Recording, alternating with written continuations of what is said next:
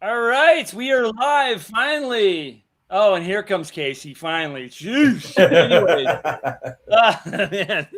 So sorry about being late, you guys. You guys all welcome back to welcome back. Yeah, welcome back. Why not? Welcome to the our Saturday night hangout. From the DM and friends. Good to see you. I know the chat's been going nuts. Yes, Tankard just ended. I see a bunch of you guys in the audience. I'll give a little shout out in a second. But tonight we have Parallel Dimension Gaming here, aka Zach, Jen, and finally the person here on the bottom, but we'll move him over to the side.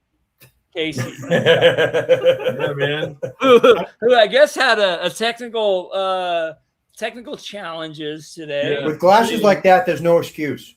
Yeah. Well, that was really weird. You were showing me screenshots of the links and they weren't there. So Yeah, I have no clue what's going on. For whatever reason, it's been pulling all of my links off of my messenger.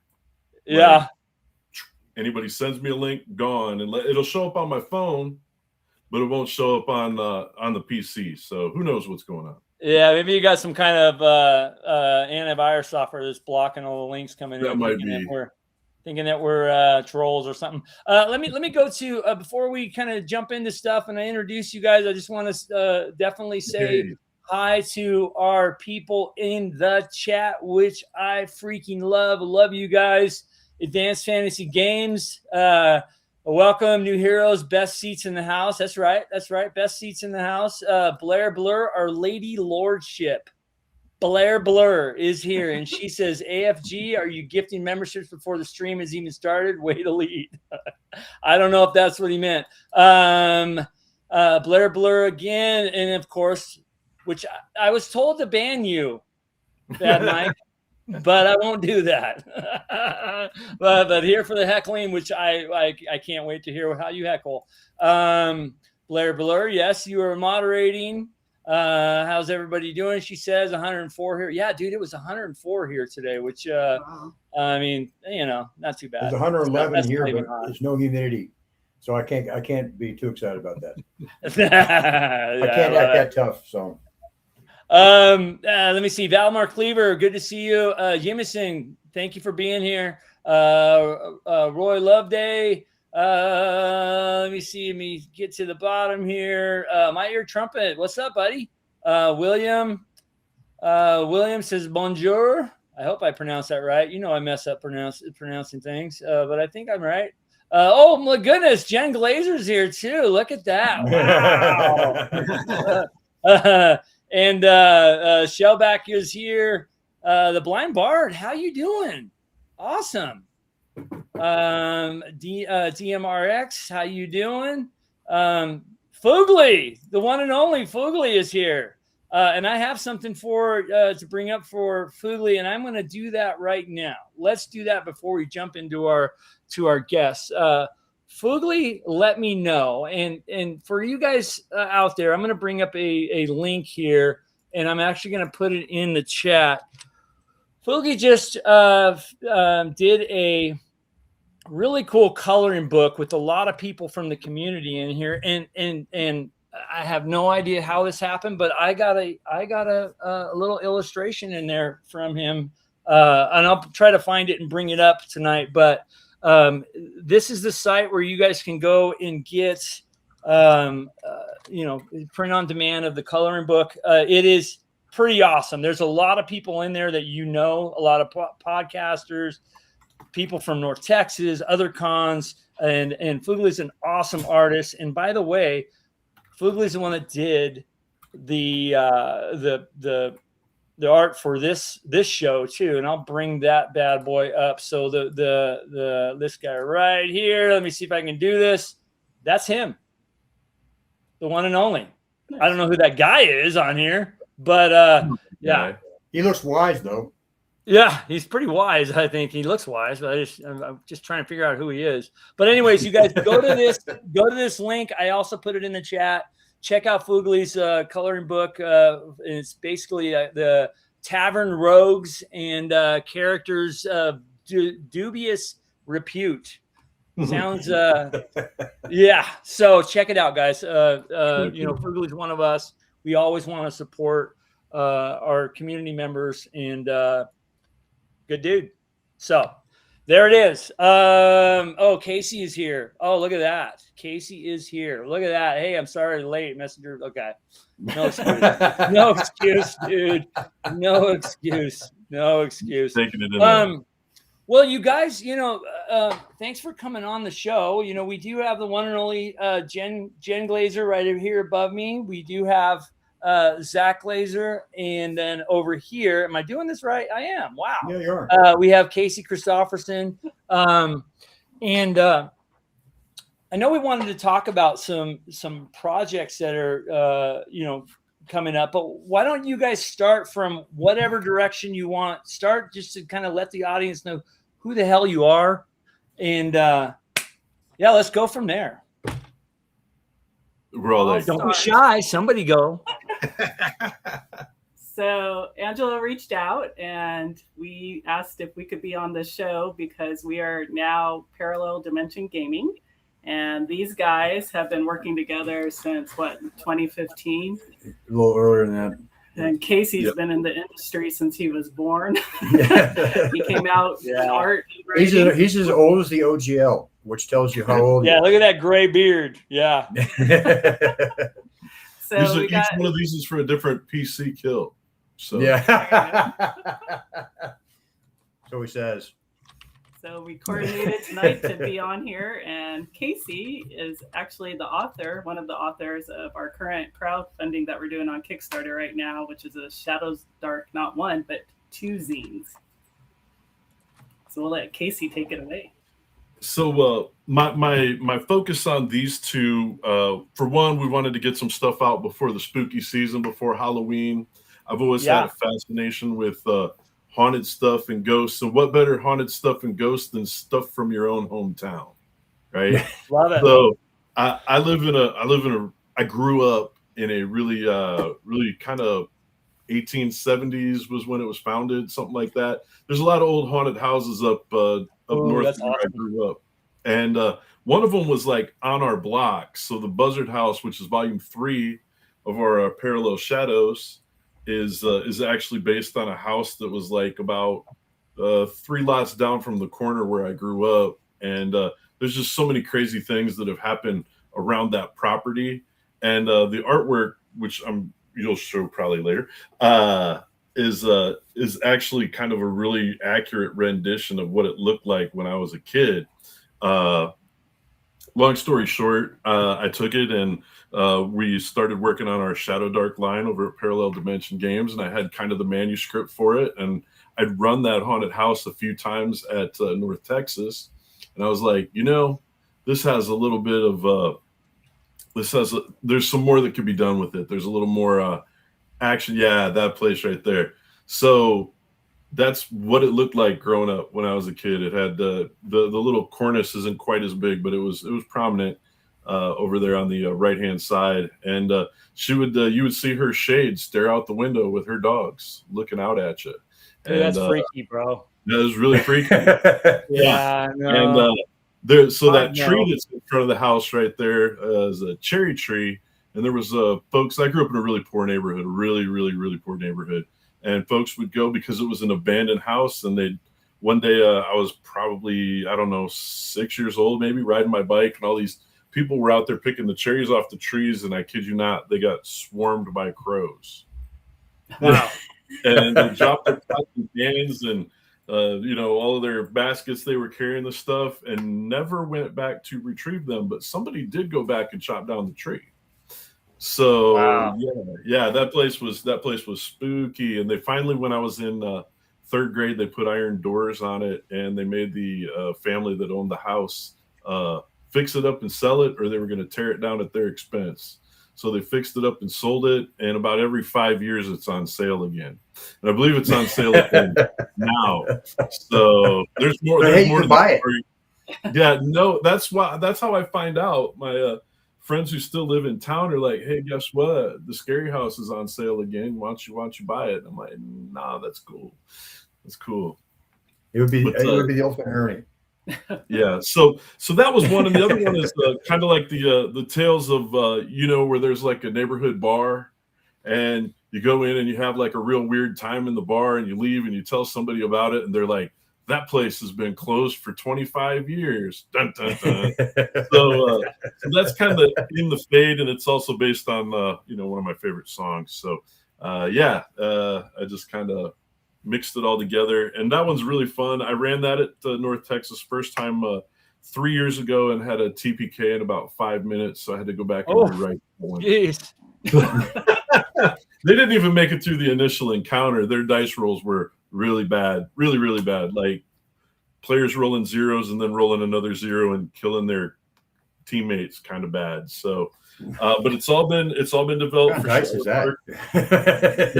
all been developed for Shadow Dark. The articles inside of it are all brand new articles. We got John Hambone McGuire did one of the articles along with Levi Combs. We've got a lot of stuff in there that Jeff did. I want to say between the two books, there's probably close to 8 new monsters for Shadow Dark. There's a new character class. We got all kinds of cool stuff, man. Yeah, drink with the living dead. That's exactly it. Yeah. And you guys, I threw up the in the chat. Just real briefly, I brought up the QR code, but in the chat is paralleldimensiongaming.com, and if you go right to that on the home page, right there, you can see the Kickstarters that he's talking about. You can also all the everything you guys are talking about. So check that out for sure. I'll bring that up again here to show y'all. So go to that website. That's where, unless I'm wrong, and there's another place. You guys tell me. No, that's the spot. Yeah, that's the spot. I think that's the launch page for everything you're doing. But wow, so that's pretty awesome, Casey. So you talk about TPK at cons, dude. I in low rolling at ACON, dude. Both games that I ran for the adventure I was from my home campaign, I felt like for the first couple hours nobody could roll over a 10. It was crazy. I don't know what was up with you were talking about North Texas, but ACON I experienced the same thing. That's every game with Skeeter Green. I've never seen a man who can't roll over a 12 except on a stat roll. Because honestly, I've never seen him roll over a 12. We play online too. We play D&D Battle March, which is like playing D&D on like card based, but it's a video game. He gets a 2 every time. I've never seen anybody that bad at something, and he's a professional. So that tells you everything you need to know. Yeah, there goes the professional right there. Back to the comments here. I see a couple people popped in. How much? Fugly asked, "How much is the house listing for?" Oh, you looked on Zillow. It's a lot more than you think, which is really surprising. Yeah, but I believe the place was built in like 1885, 1890, the original one, and that was the one thing that everyone was actually sad about when they remodeled it, was they tore out all of the old Victorian plaster and stuff that she had all along the baseboards and the ceiling. Had all of that like carved plaster work and all of that kind of stuff. Wow. But, yeah. Couple people popped in. Let me just say this real quick. Zane, how you doing, buddy? Good to see you. And man, it was awesome hanging out with you guys at ACON. Shellback, Robert Sanson. Good to see you, buddy. Shellback, drink with the living dead. Mr. Rourke says, "Yo, gamers." In Advancement Games, that's DM Greg for you guys. Zane, I only met you once. I knew we had a connection. Let me see. God, man, the comments are going nuts, guys. Thank you so much. Oh God, you must have been and Matthew Sherman, how you doing, buddy? Dimitri, your ears must have been ringing because I was just talking about you a minute off camera, and he says, "Casey, I'm so glad." You had a great Waterloo. What's that? We had a great time in Waterloo. He was up at Conquest with me, and I got to That's actually what he told grab me. him. Yeah. Yeah. And he's like, you may have undersold how hood you grew up. It's hard. Yeah, to do. you guys, I think you met the first time in North Texas, right? Yeah. And Yeah, good dude, man. Yeah, we've Dimitri's, been in similar orbits for years, but yeah. Yeah, he said, "Sup, Angelo, man. Waterloo, Ohio was crazy. Place is a real urban jungle." All right. Yeah. Very, very cool. Zane, yeah. Gotta talk to you guys about Super Dark. Yeah, Zane, hit me up, please. Yeah, I'd love to get you back on here, and we talked about it. We got to do it. I'm excited about that. I got to play Super Dark with Zane, and I'm actually working on a supplement for when they're ready to go. So love it. Yeah. Love it. Yeah. I've yet to play Super Dark. I've talked with him about it, in length, and looking forward to that for sure. Yeah. Zane's a good dude, man. It's such a fun guy. Shellback says, is that a convention? Yeah. So what was that convention in Iowa that it was a Conquest, and it was year one for them of their kind of comic and fan con, game con, the whole thing. So, as a year one, it had its bumps here and there, like some of the scheduling stuff. But to be honest, they ran stuff really well. Then all of the staff and all of the volunteers and everybody who worked, super nice. And while I was standing there, I get a chuck on the shoulder, and I turn around, and the guy who was the manager for the convention center, I grew up with. It's like we've known each other since kindergarten. So yeah, small world. 1 second, I gotta send it. Okay, there we go. Oh man. Okay, so talk a little bit more about Parallel Dimension Games. What you guys got going on, and I know Casey blabbed away. Let's hear from Zach and Jen. Well, Parallel Dimension Games was started because we wanted to write the stuff we felt like writing, as opposed to writing on a schedule for a medium publisher that required you to make payrolls. And this is a nice change for us, mostly because we can do what we want. Like I can send Casey a random draft like a few weeks ago of lycanthropy stuff because I felt like writing about lycanthropy all of a sudden. And that'll probably get used because we write the kind of things we want to write, and we like zines, we like that size, and it's a nice change of pace to be doing the things.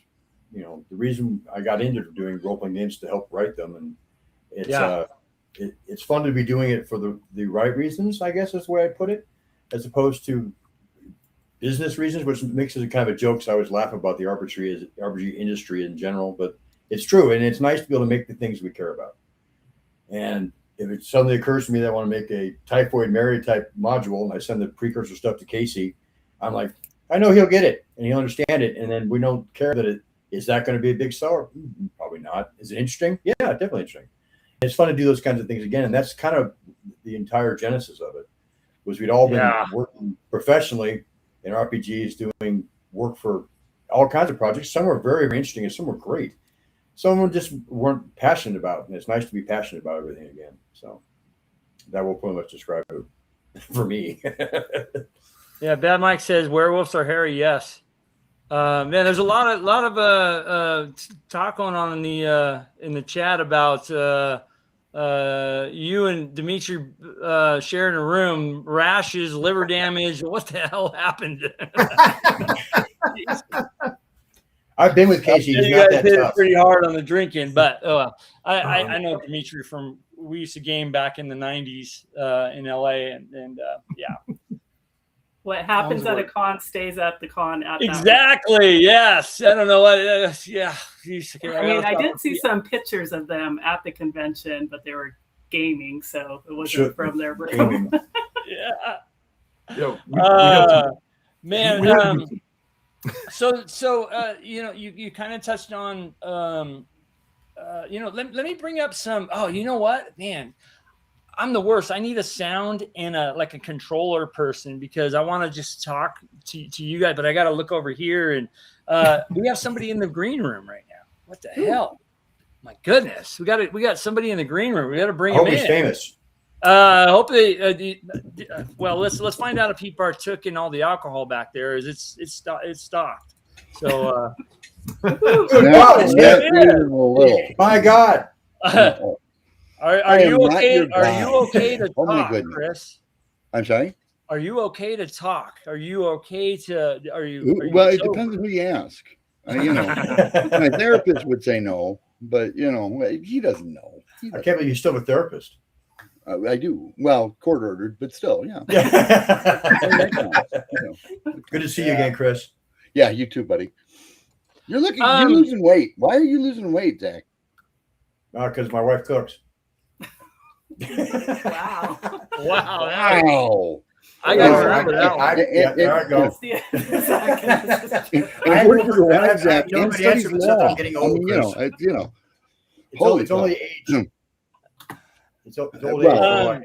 I'm not getting skinnier, and I'm getting older too. I don't know. You don't have my fabulous Adonis genes. The only one I know who doesn't age is Angelo. That's I'm always 26.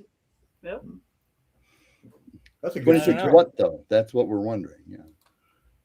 Well, Valmar says, Chris. So I want to bring up some. So Chris, we are here tonight. By the way, thanks for joining, and thanks for surviving the green room as long as you did. No, I'm sorry it was late. Oh, it's okay. We've had all kinds of lateness tonight. Uh-oh. Yeah. Okay. The late Casey Christian. But we have the ladies and gentlemen of Parallel Dimension Gaming here tonight. I'm familiar with them. I am. And I want to bring up a couple things here, and let's walk through them. Unless you guys have different ideas about what you want to talk about, cover and stuff like that. But I know you guys sent me some samples of cover art and things like that. Is it okay to bring that up right now? Yeah, Of course. Yeah. Okay, let's do this. I will say, first of all, this is what I have to say to you guys about being late. Oh. We weren't late, I want to add. All right. So here's one of the first things that I have here. Casey, why don't you talk about this bad boy right here? Can you guys see? Yeah. Okay. Casey, I think he passed. Oh. Did we lose him? Nope. I'm here. Are you there? Yeah. Yep. Okay. So right here, this descent into horror goes along with my kind of design philosophy when I'm writing horror adventures, and I thought I would share that with folks.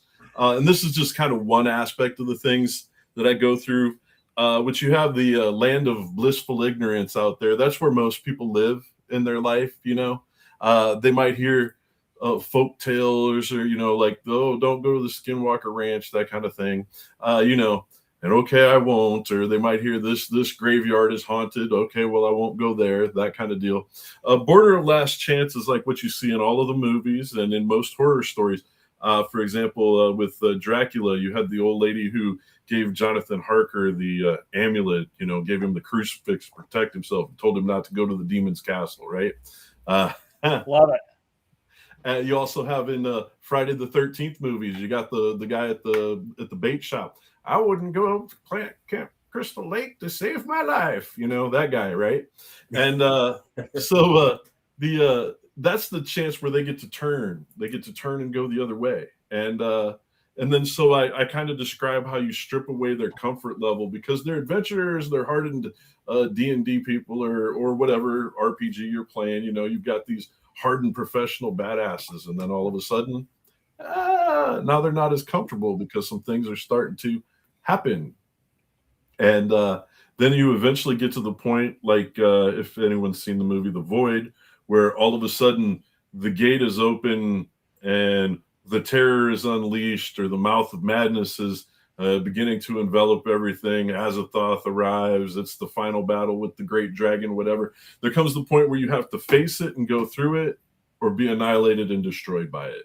And so, but you could also kind of dance around the rim for a while. And when you're there, that's where you're in the fight for your life, where the final girl, ends up, getting the one weapon that's going to protect her from the bad guy that's been stalking her. So it's a way to incorporate that into your D&D game, and specifically into your Shadow Dart game. These are bad things that are starting to happen, and these are the kind of encounters you can expect when you've made it to that point in the adventure. Very, very cool. Real quick, I gotta just acknowledge that Alan Hammock dropped in here. The one who blessed us with his everybody. I need everybody to join in with me and Jen on this. And Alan acts like nope. I know. Anyway, it's good to see you, buddy. Thanks for jumping in. I got to get you back on the show to talk some more Budo. Halfling Torchbearer, for mother's sake, was the line of the lady for your mother's sake. Oh, that's right. I don't actually remember that exactly.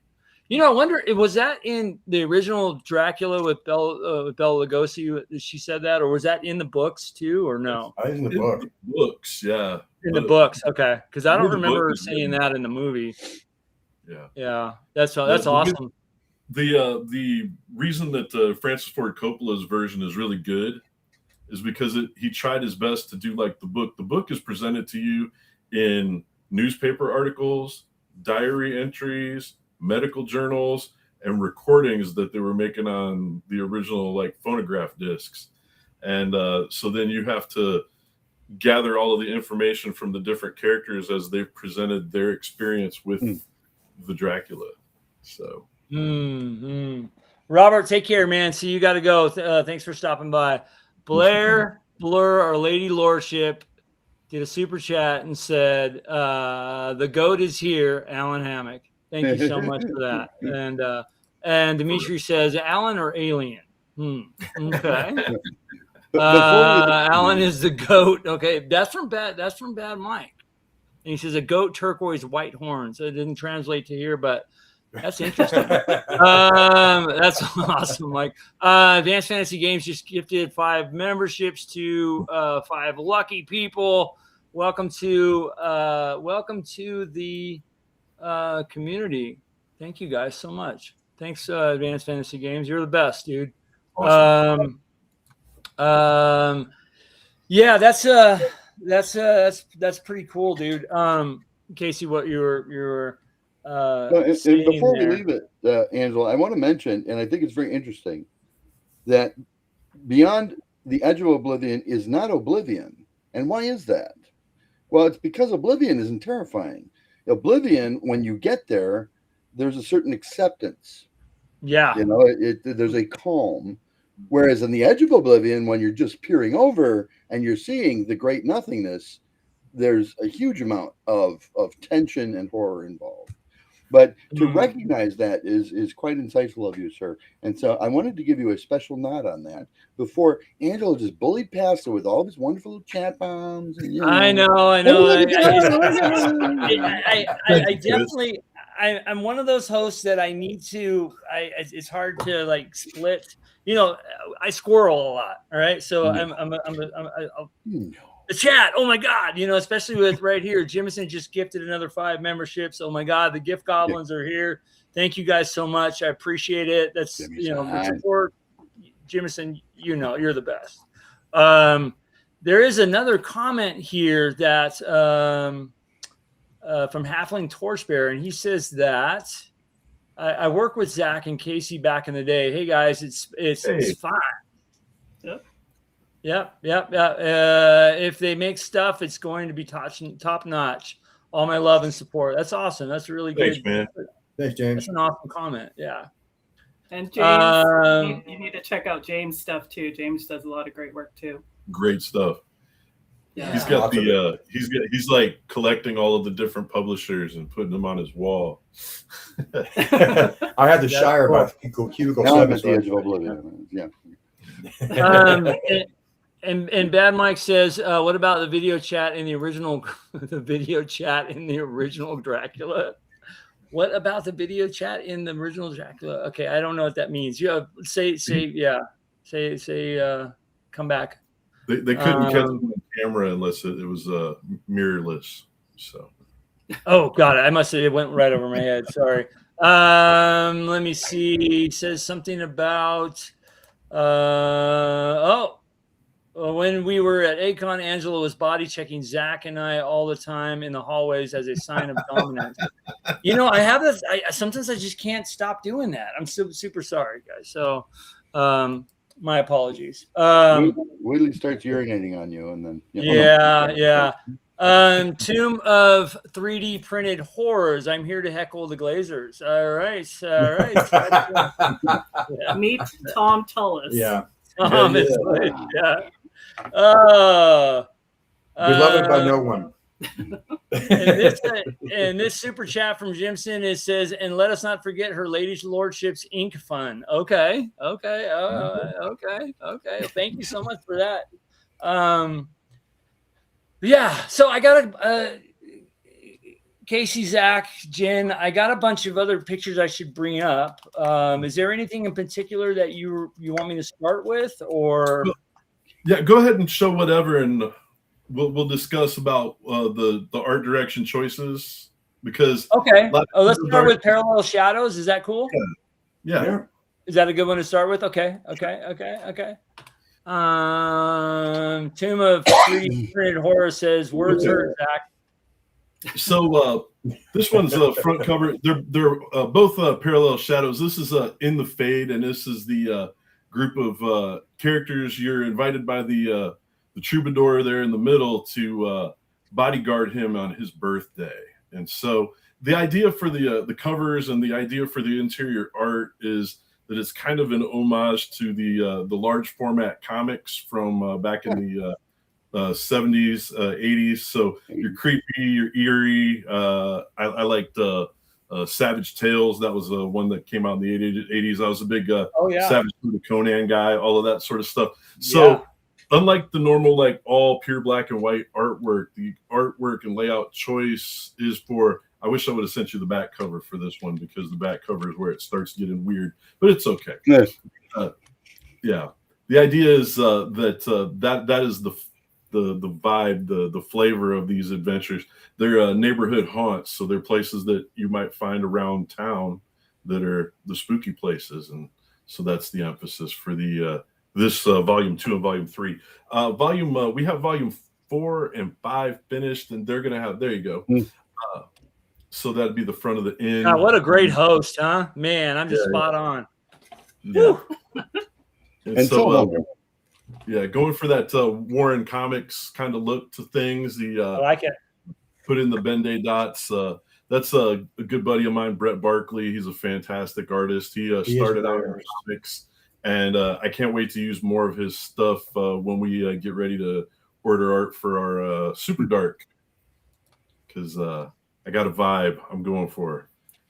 Despite all the challenges of knowing Casey, I've met more great artists because of him than I ever would have. So I forgive him for the other stuff. That's awesome. Here's another one for the kind of the same in the fade. This is another one right here. Tell us about this. So this is what creepy.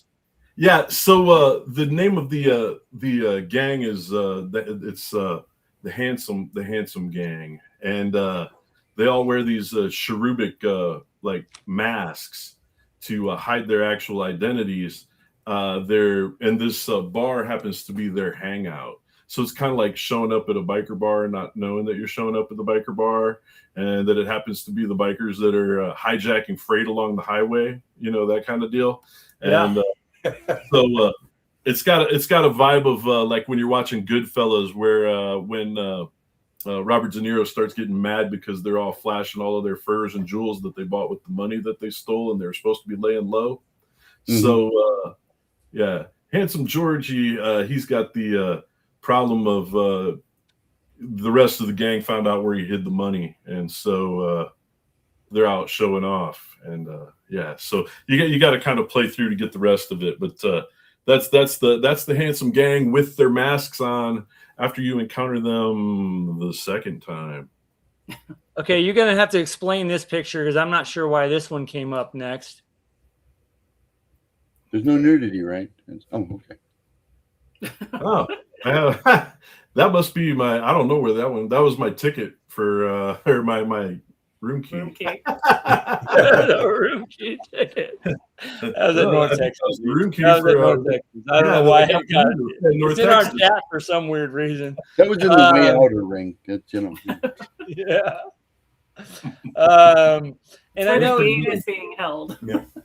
yeah. Ask And Dimitri about that key. So, and Jen, I know you sent me a bunch of stuff here. There's a couple more that you want to finish these. Should we go back to these last two? Oh, this is this one right here. Let me grab this. Blizzard House. Ready? Buzzard House, yes. Buzzard. Oh my God. Why did I see? Yeah, sorry. That's me. That's me mispronouncing stuff. So here we go. Buzzard. Right. So when you actually get into the Buzzard House, you find out that one of the kind of the running gag for the stuff we've been working on is that parallel dimensions. So you go into a place and it seems like it's a normal dungeon, that everyone else would go into, and then you find out that maybe it's not. Maybe it's a portal to somewhere else. So in this case, old Mother Buzzard's house is a portal to another place where her actual lair is.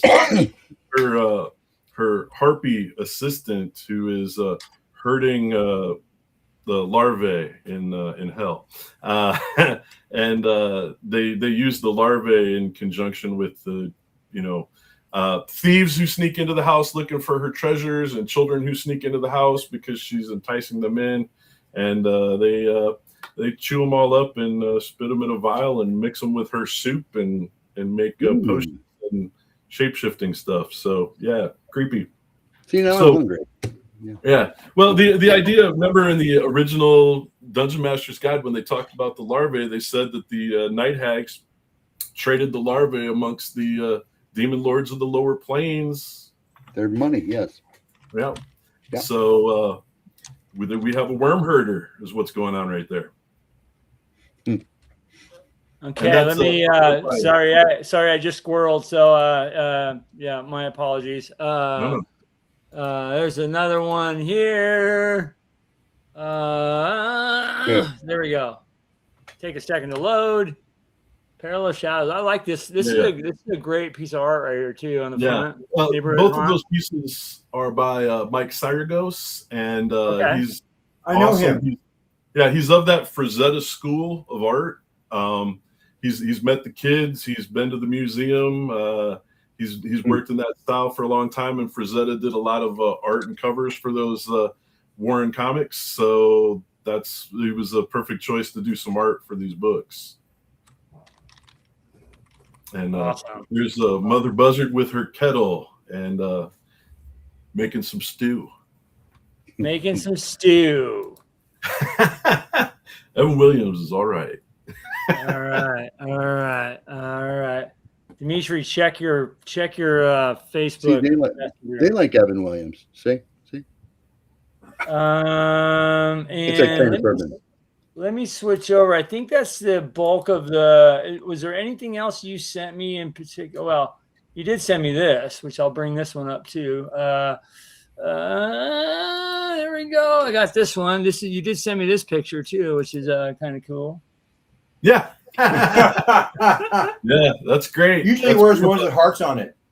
This is literally me 3 days ago. Yeah. Yeah. It was, a little When you asked tropical. for a headshot. Yeah. Can you pan down a little? Or? Yeah, no, it cuts off. I cropped it. And there was much rejoicing. Yeah, I know. Let me see here. It does to the beach. Okay, hang on one second. Hang on 1 second. Everybody, hold it. While you guys are holding, I'm going to bring up the QR code for Parallel Dimension Games again. I'm also going to do this copy. I swear, Mike, I need you over here doing sound and clicking and all that stuff. He's there we usually go. confused. He's not talking about. Okay. Did anybody order a drink? Here we go. There we are. All right. All right. Thank you. Cheers. Okay. Jen, I'm trying to find the stuff you sent me, and for some reason, I'm brain farting. There we go. Jen starts with a J. Okay, there we go. Jeez. Oh my goodness. So I'm going to bring this up, and if you guys would like to talk about this, either obviously anybody on the show here. 56 pages of adventure and additional articles. Talk about it. Not since Alarm and Excursions. Well, we have the oh, wow. we have a living version of the Handsome Gang. So if you just want to use them if you need a bandit gang for your game, boom, you got a whole bandit gang, all their backstories and information. If you're one of those folks that likes to get really granular and dig down, you have the adventure. You have several new monsters. I think there's like 4 new monsters in that book. There's at least 3 new magic items, a couple new spells.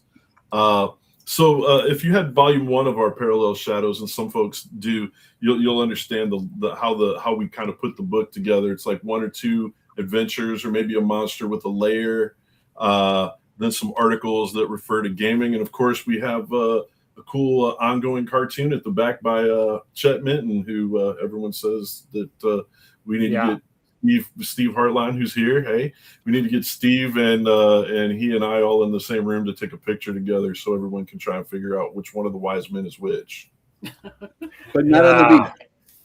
Don't take the picture on the beach. Right. Yeah. Okay. Right. Uh-oh. We got somebody in the green room.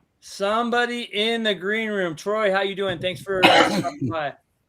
Okay, Troy. ladies and gentlemen, the one and only. Oh, snap. Look at that handsome devil. Dimitri. What's up, What buddy? the hell is up, guys? Woo! All right. I gotta bring you. Okay, let's do this. I'll swap over here. Oh, I'll swap over there. There you go. All right, on the You guys Hollywood Got the Story. bromance going. yeah, now you guys can get. We did the Brady Bunch thing. I'll take Jen to Brown. No, I just did it too. What's up, Dimitri? How you doing, buddy? Hey, Angelo, it's good to see you again. Hello, folks. And gosh darn it, I just feels like I saw Casey just a while ago. You can only have so much of that guy. Let me tell you right now. And, Wow. And I'll tell you right now, I'm jonesing for more. So thanks for having him. I'm living Thanks proof for you can do 12 years, and that's only half his RPG lifetime. But we had a really great time out in Waterloo. I was able to grab him and bring him into one of the events that I was doing. We were doing a live event called The Book That Goes Wrong.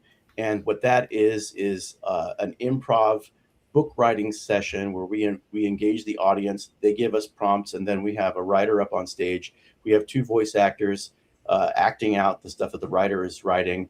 And we have an artist, and Chet was one of my victims on Saturday, I believe. Anyway, and he was absolutely fantastic. Call me Chet. He improved because he didn't have any of his art pencils with him, so he improved all of the art with just a Sharpie and some pencils and stuff. It was fantastic, and we had a great time. And then we had a great time bopping around Waterloo.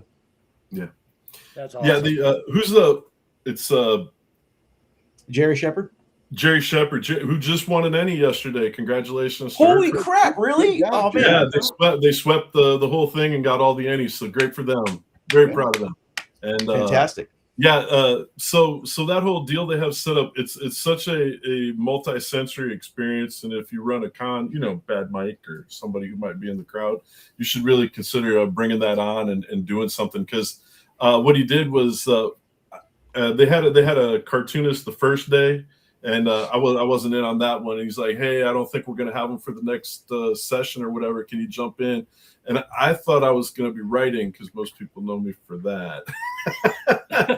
And so then and I show up and he's like, oh, you're drawing, and I'm like, okay, cool. So yeah, it was wild. So I didn't know, so I didn't bring like all my other pens and stuff. And Jerry reached in her pocket and she pulled out one of those little clicky with the multicolor ballpoint pen and a Sharpie, and it was not even a regular brand Sharpie, but it did the trick. And they started rattling off stuff about a space crew on a marshmallow planet, and there was a scene where there was like a giant duck with teeth, and there was a candy bar that was killed by a man who couldn't fight, and that was because he had no soul. And yeah, we had all kinds of crazy concepts going on. But it was the best thing awesome you did was the best thing you did was that artwork with Yahweh and his symbiotic cloak that was biting into him and sucking out his essence. Yeah, That was just brilliant. Wow. so Brilliant stuff. Don't beat around the bush, Dimitri. Say what you feel. You know. Like you. Casey's That's extremely really touched. energizing, though. Yeah. Casey's a very gifted and touched individual. And when I say touched, I mean he was touched by something At a young Probably. age, and he still suffers from the trauma. I got Probably a hobo. touched by a hobo. Yes, with Evan Williams. Well, I just came out. I wasn't supposed to say that. Sorry. So, wow, where do we go? We look at this cast. Holy crap. What is happening? Yeah. You know, so you know, Zach and Zach, how is the well, who's the brains behind the Kickstarter? I wanted to know how this is, you know, like who's the one hovering over and watching. He's in Maine everything? right now. What's that? He's in Maine. Edwin is in Maine right now, or we'd ask him. Yeah. Oh, okay. Because I was going to ask, how's it doing? You know, it's you guys went live when, and when does it close? And I will bring up I will bring this up again. You guys, that's the QR code. This will take you right to the campaigns that they have right now. So when did it start? When, without me clicking and checking, like, you know, to tell everybody on here what kind of the data is on it, on them. Yeah, we went live on the 25th of July, and we're just doing a short 3-week one. So this is going to end August 14th. Got it. And how is as far as for is this your guy? I'm gonna look right here. Yeah. I know, Casey, like- you've done let me see here. So you guys have done how many before? You can tell me, but without me looking. 42, but if you only count Peril Dimension, I can't remember. I think I think it says 3 on here. Yeah, let me see. yeah, and we also did a backer kit, so we've had 4. Yeah. Yep. How do you guys like, you know, for everybody out there, how do you guys like Kickstarter versus backer kit? I know I've heard fun stories about. It Jen, depends. you want to? So, like Zach said earlier, we're making games that we want to make. So we have different lines. So Kickstarter so far, we've done 5e. We're doing Shadow Dark. On backer kit, it was OSE. So it's just depends on what we're doing. Backer kit for us was great because that was a collaboration, and backer kit really promotes us, you know, any company to do, you know, collaborations with other people. Backer kit has really great tools. It just doesn't have the same visibility. It's like, you know, I hate to say it, but like it's like going to Walmart, you see Kleenex and you see Walmart Kleenex. And the thing is, it does such great stuff, but people will think in their mind Kickstarter, and that's where they'll go to look. And so it's an unfortunate thing, because it's great for creators. It's nice to see competition, but the downside is it's kind of Indiegogo had the same problem. It's just that even with the best tools, you can't make the money you can make sometimes just because it's Kickstarter. Now that it very well be changing, because I see lots of big back kit projects, but in general, that's still kind of, I think, where we sit. But this is the closest it is to me to like changing that fact, changing for crowdfunding to be more generic, I think is now. But yeah, you know, I've been around a long time doing crowdfunding, and a lot of different secondary sites have popped up. But BackerKit I used on my own project before I was hired by anybody to do anything. So that's how long it's been around. So that's at least 2012. And so I like it. I've always liked it. The people there have always been super helpful in every way. So I recommend them if you want to do a project where you really need tools, especially complicated projects. But in general, Kickstarter is where we land for the same reasons that everybody else does. And also, you can only have so many projects out at one time until it's fulfilled. So a lot of companies go back and forth. So like right now, our BackerKit project is getting ready to be fulfilled. So that's why we're over at Kickstarter right now. One of the problems we have is Casey writes too fast. Yeah. It's a machine. Yeah, and so when you have that problem, you have to make sure you can bounce back and forth between other platforms, because he will keep writing until the room fills up. He's like that. He's like thinking about a bunch of monkeys in a room typing, but they always wind up with what he's looking for. So, is that's the first time I've ever heard anybody complain about somebody writing too fast? Yeah, well, I'll tell you what, it really sucks. Let me tell you. And it's good stuff too. That's what really makes it the worst. It's like you want to complain, like you really sucks. You please like filter down and get the gist here. And like, damn it already has the gist. You know, I guess Dimitri, I used to complain all the time about Gary. Oh my God! Honest to God, same problem. The guy just wouldn't I 100% believe that. It is a problem too, because they'll come back and like, how come this was not done yet? Because you don't understand layout. Not because you don't want to understand. You plain understand it takes time. You can just write because you're gifted. The rest of us have to like catch up. So, and Zach, my answer was call up Steve at Trollords. Steve, I don't have that. Right? You don't have the option though. I can call him his number. He just won't help me. That is what happened to me actually. I wrote more stuff than they were ready to publish when I was working for Necromancer Games way back in the beginning, and he goes, "Maybe you should send some of these to Steve." Yeah. And wow. Well, yeah, Gary had me about 7 books behind at one point when we had Heckaforge. And I was just like, dude, I'm never going to get there at this rate. My goodness, my hard drive. So I talked to Steve about, you have like a staff. How about you guys start publishing these books instead of Heckaforge? And that'd be great, Chris. Well, it looks like Edwin's in the house. Yeah. Well, I must have like disturbed his wall because he showed up after I talked about him.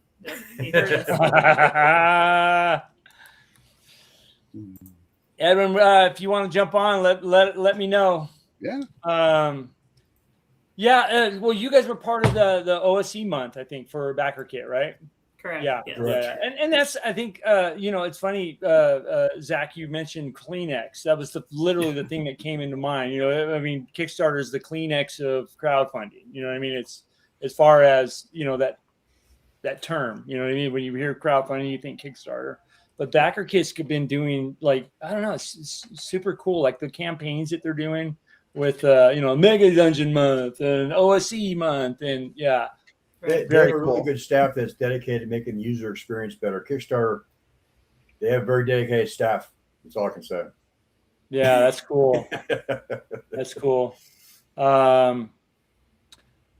I got another, let me see here. Let me see if I can bring this up. Yeah, I can do this. Yeah, I can figure it out. There's the other, this is kind of a, Jen sent me this. You guys see this? I think this is on the kind of showing both of them here. That's yeah. You guys see it come up? Yep. Yeah. Yeah. So these are the 2 zines that you'll be getting for this Kickstarter.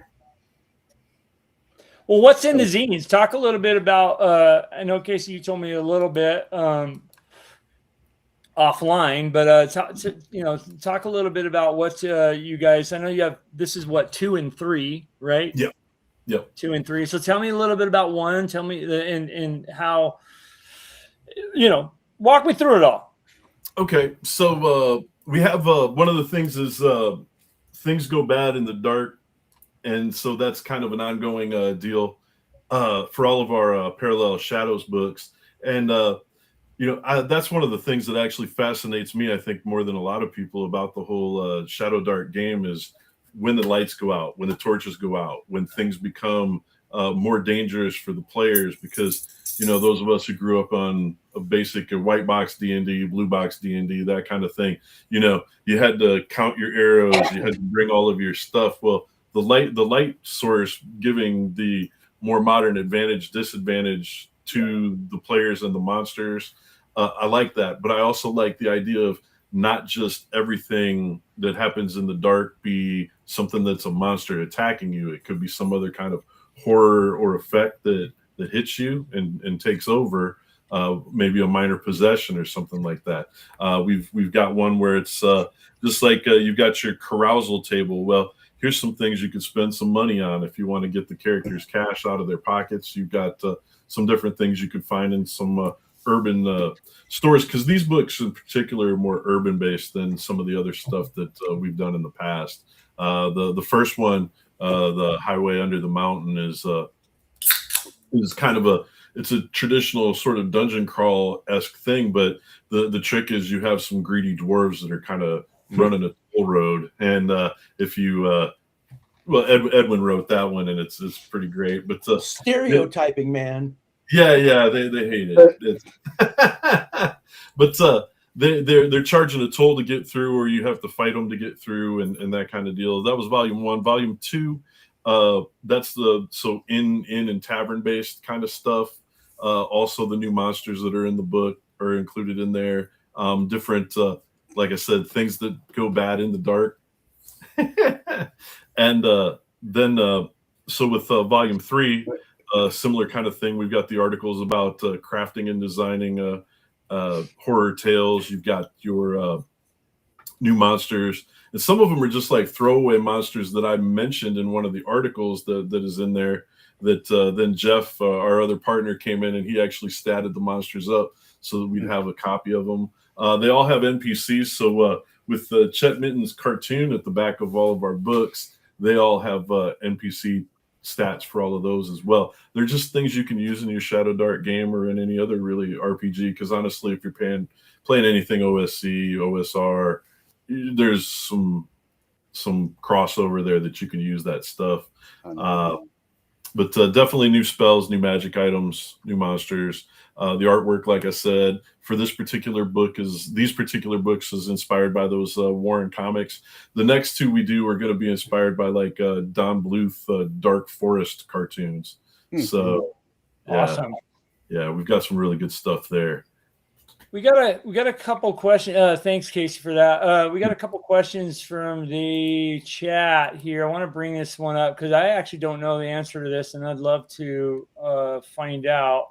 And then Blair asks about North Texas. RX Mutant says, "What about Game Found? Is it similar to Kickstarter?" I don't know the answer. It's similar.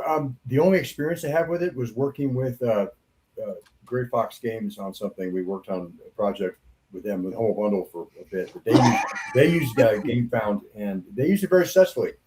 I've never actually, I have an account, but I've never actually explored it beyond that. I know they have some pretty good tools, but I don't have anything to add except the same problem that Game Backer Kit has, is that it's everything but people think of Kickstarters. They think of Kickstarters because that's the name associated with. Yeah, it's the social. First mover sometimes. Yeah. Blair asks, "Will both of you be at North Texas next year or somewhere sooner?" Con appearances is what that question sounds like. Well, I know I'll be at North Texas because our old bad Mike. He always threatening me. I'll be at Texas, and we're probably I might be the only one this year, so I don't know. What about Paige? We'll be at Paige. Oh yeah, well we're Okay, Paige. yeah. I was going North Texas. That's next year. Yeah. That's Yeah. That's next year. North Texas. I know, but I was going to be there. Yeah. I'll always be Paige too. And so what about you, Casey and Chris and Dimitri Cons? Where are you guys going to? Obviously, we're all going to be at North Texas next year. Yeah, right? North Texas is pretty much guaranteed unless something crazy happens. So yeah. Yeah, you were a last minute ad to North Texas. Yeah. I'm because I'm terrible at organizing things that aren't books and artwork. Yeah. Dimitri asked me. He says, "So you can art direct? Yeah. You can draw and paint? Yeah. You can write these books and design rules? Yeah." He says, "Well, what aren't you any good at?" And I was like, "Clearly making money." So That's not funny. Dimitri, what about you? Where are you at next, dude? Game Hole in just a couple months. Yep. I had to miss Gen Con this year, just didn't have the fundage. And It's then, less than a couple months, Dimitri. You could have got blown away by a tornado, though. You're safe. oh, I know, seriously. I'm looking at the weather reports right now. I'm like, oh my gosh, look at that. And then next year the same old story. It's going to be. I might do Page. I don't know. There's some weirdness about that show with Ron and my people. So we'll just have to figure this out, and we'll see what happens. But then after that, definitely Genghis Khan. Genghis Khan is a con in Colorado, Denver, and it's getting very, very big. They have a sister to that called Tacticon, which is going to be in September, I believe. And if they're willing to put me up, I'll show up there. I ran games there last year and events. I ran trivia there actually last year, which was hilarious. And then of course my usual cons, which are Gary, Chaosium Con, and a couple of the local ones around here in Wisconsin where I'm located. But of course, I've already booked North Texas, so let's plan something, guys. I mean, let's make this one the biggest, bestest one yet. Now Mike got a lot of enjoy. Yeah. I'm the audience. I say what I want. I'm just massively jonesing because, of course, we missed this year for unforeseen circumstances. Yeah. But that all appears to be well in hand now, so there shouldn't be anything preventing us from our return. And it's like Genghis Khan's been around forever, dude. I mean, I did Genghis Khan twice in the 90s, I want to say. Yeah. I mean, a long time ago. And it was a cool con back then. They still have the robot war? Yes. They have mech warriors now, so they have a BattleTech battle with mechs this big. And it's pretty awesome. Who is that gorgeous creature? Wow. Oh, that's Casey. Never mind. Yeah. You can't afford that kind of Casey, you can't afford that. No. Oh, no. Okay. We have a really good picture from North Texas of I think it's on my phone or something. I'd love to bring it up, but man, Bad Mike's not here to do my clicking for me. You don't want that. Yeah.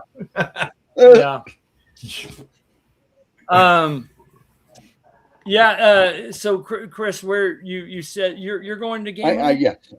We used to. If I've only missed 3 or 4 of them, to be honest with you, since it came about. So yeah. But Alex is a great guy. I like Alex a lot. And it's actually a decent sized show for Wisconsin. It's like I don't know, 5,000 or 6,000 people if I remember. It's getting bigger every year. Yeah. Well, There's 7 this year. That's what Alex told me when we were there. Yeah, and they have to justify it to accounting. I'm in good shape. Yeah. Alex said that they're renegotiating their contract with the hotels around the area to try to get more because they do need that. You should see the rates, how they explode around that time. It is absolutely like I saw a Motel 6 one for $200 a night. I was like, what the hell? Yeah. You find me at the local campground if they do that. I mean, There's one right behind there. You can camp at my house. You can camp right behind the hotel. I've got the magic bus. I'm 10 minutes away. It's perfect. There you go. Oh, yeah. One of those. The NSFW bus. Chris, just know what happens with Dimitri after you talk to Casey. So. You're gonna have to take a rash or two. That's just Casey. Are there pictures? Oh no, never mind. No, Casey knows better. I don't know if you want to see them. I'm still working in education for 2 more years, so no pictures. All right, then pictures. I got you. All right. He's 2 years from retirement. RX Mooten asked the question: any conventions in the Gulf South? I don't know. I know of Dragon Con in Atlanta. That happens Labor Day weekend. Yeah, that's a biggie. I mean, That's a that's huge con. one. It's 80,000 people. Plus, Yeah. you have to have a fancy outfit to go, and I don't have a count anymore. No, it's not strictly gaming. It's a media con, but Yeah. That's Dragon Con. Yeah. Yeah, it's like a Comic-Con now. It's a Comic Con. Yeah. Where's Kafir They going? have art. That's it. Oh, that's when it goes to? There's some others though.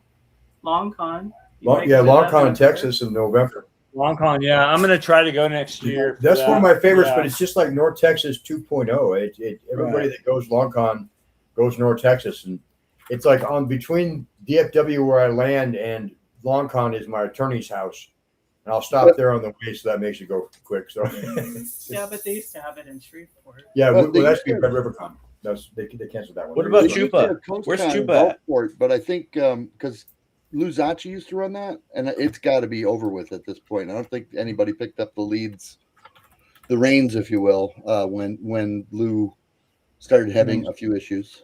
Lou. That was a great con, actually. Coast Con was, There was another con in Florida. or Coast Con. Yeah, Coast Con was.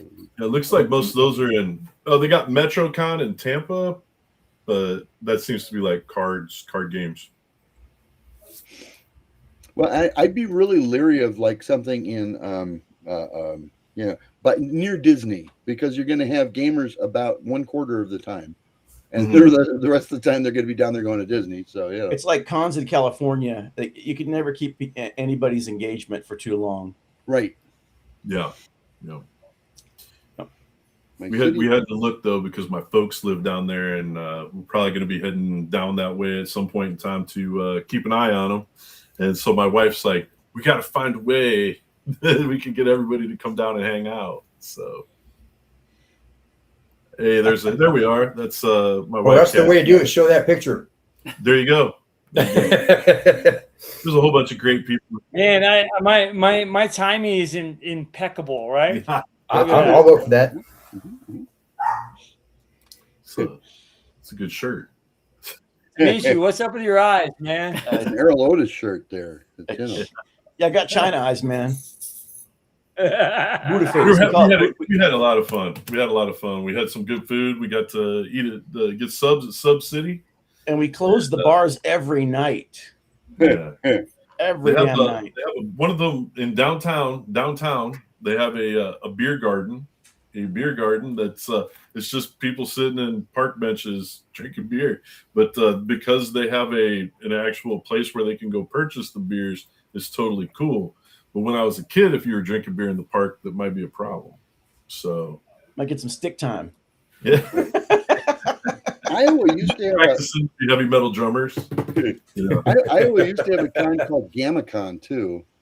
I don't know if GammaCon still runs. Yeah. Was that the one out in Vegas? Davenport, Iowa.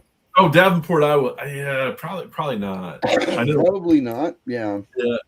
One of the things that you got to do if you're going to do the conventions in Iowa or any of those areas is really do them when college is in session, because you're going to get GammaCon was in February, and there was always a blizzard on the weekend of GammaCon. And you know what I'm talking about an Iowa blizzard, right? That's where there's you'll pass 40 people in the ditch, you know. Yeah. Oh yeah. They're the weak people. But GammaCon was a thing for, I don't know, 20 years anyway. It was around for quite a while, but Never heard of it. I think they've got a Facebook page still, because I keep getting invited to come down, and it's like, yes, sure, in February in Iowa. That sounds great. No, thank you. Really.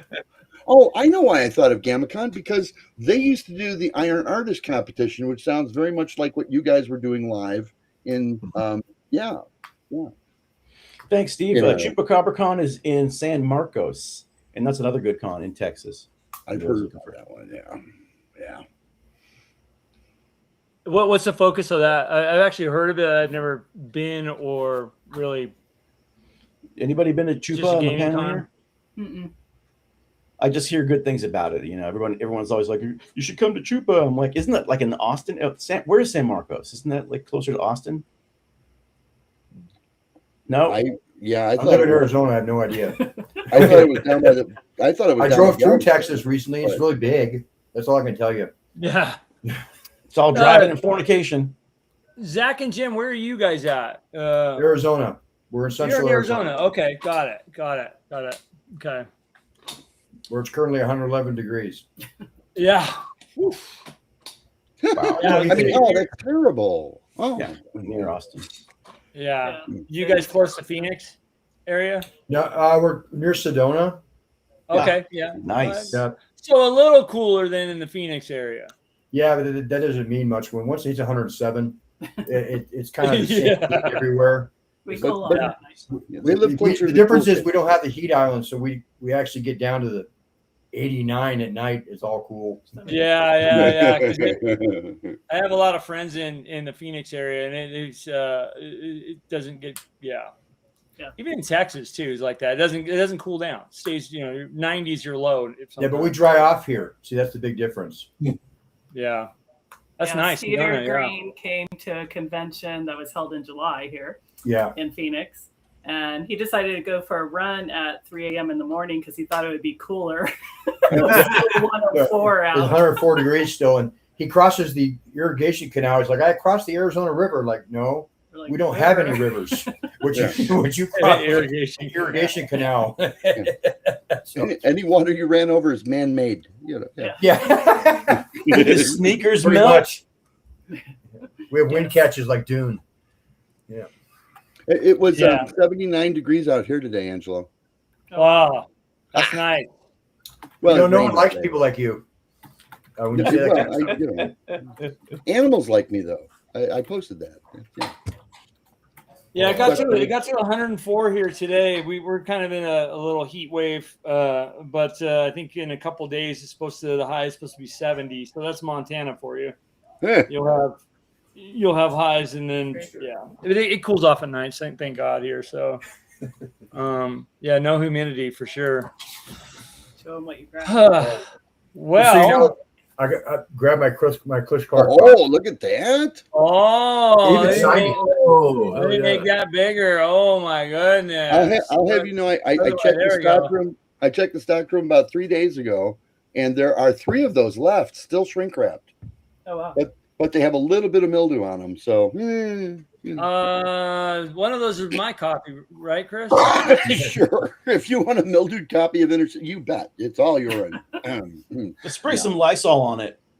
Wipe Yeah. it down with some bleach. Hey, you know. you've seen my DMG, so I don't discriminate. So That's right. He'll put it in the bathtub. It's fine. That's what helped me Yeah. on striking with Bad Mike, actually. yeah. That's all. Agile Monk is here. He says that he sees smoke coming out of Chris's ears. You know, there's a more recent version, by the way, Zach. Just saying, you know. Oh, Yeah. Well, Wow. I like because my that's version though. Is that the first version that he's got? Those Version are the one? ones I'm sending you. Oh, he's got Well, the first I one. know what that is. I have Oh. like 10 copies of it. Wait. But the one that he showed, I think, is that your first print one? No, the first version looks like this. Yeah, it's Okay. a baggy. There were That's 127 of these is all. And I actually found one in the stock room. I was like, oh my God. That's like, that I don't the have one that you're cards sending- this old is that the one anymore. you're Yeah. sending? $6. Yep. It was an auction. Yeah, $6. And a half, please. Yeah. That was I just didn't my even know opening about bid. PageMaker in those days. Well, you know, what do you want? Yeah. That was done on a typewriter. I mean, you know. The good old Oscar days. Blackboard? says, let's say 84 is hot as complete hell at 84 with our current humidity. Oh God, I can't imagine that. That's why I don't live on the East Coast. Oof. But does anybody really live on the East Coast? You know. They're on vacation half the Nobody year. counts. How's that? So none of there. Ow. RX Mutant says, "What's the game system like for that?" I don't know what game What's system. for that? Yeah. Maybe that was when you pulled up Inner City. Yeah, I'm assuming. Probably. Yeah. It's a violence roller coaster. Without going a half hour, Chris, tell us. Yeah, it's a very simple system, and you play a crook in a bad 70s cop show, and it's just violent as all get out. Basically, you're going to go through 8 characters every 4-hour session, and you're going to kill at least 150 people. It's all right. Yeah. I want to be McCloud. Inspired by Kentucky Fried Movies, you know, oh, but you get to kill 50, maybe 60 people. Oh, yeah, like that one. I love when you date yourself. It's not a terribly serious game. I can absolutely say that bald-facedly. You bet. But people kept after me. Oh, why don't you reprint that? Well, I don't know, because it's not a terribly serious game. We loved. Okay, so we reprinted. Yeah, that one went Kickstarter, not backer kit. Although Steve told me I should go backer kit, so Steve Chenault agrees with you. He loves backer kit. Yeah, Troll Lord loves backer kit. Yeah, it's been good for them. And actually, He also loves Blondie, though, so you got to be careful. And Dr. Pepper. My answer to that was find somebody else to do all your fulfillment and to set up the whole Kickstarter thing. Just do the writing and get the stuff out the door. Right. So, yeah. Steve does a lot of smart things, though. I mean, he's been building that community for 22 years. Oh, longer than that, I think. And he's got the well, yeah, you're right. Probably 20. No, I did 26, 27, 20, 29 years. They've been at least. That sounds more. 29 years they've been doing that, and they raised all of the children who are way better looking than all of them to man their booths and run their games and do their videos and all of that kind of stuff. And it's been working for him great. His kids, his nephew, his nephew came down to a con in Wichita at Tsunami Con, which is coming up here in October. So I'll be at Tsunami Con in October with a table. Hopefully we have all of our stuff printed by then so I can actually sell some copies at the table. That's the plan. It is. But after this year's little scare, my wife told me, honey, I want to take vacations that are vacations. Well, you could game more, honey. And you said no, right? No.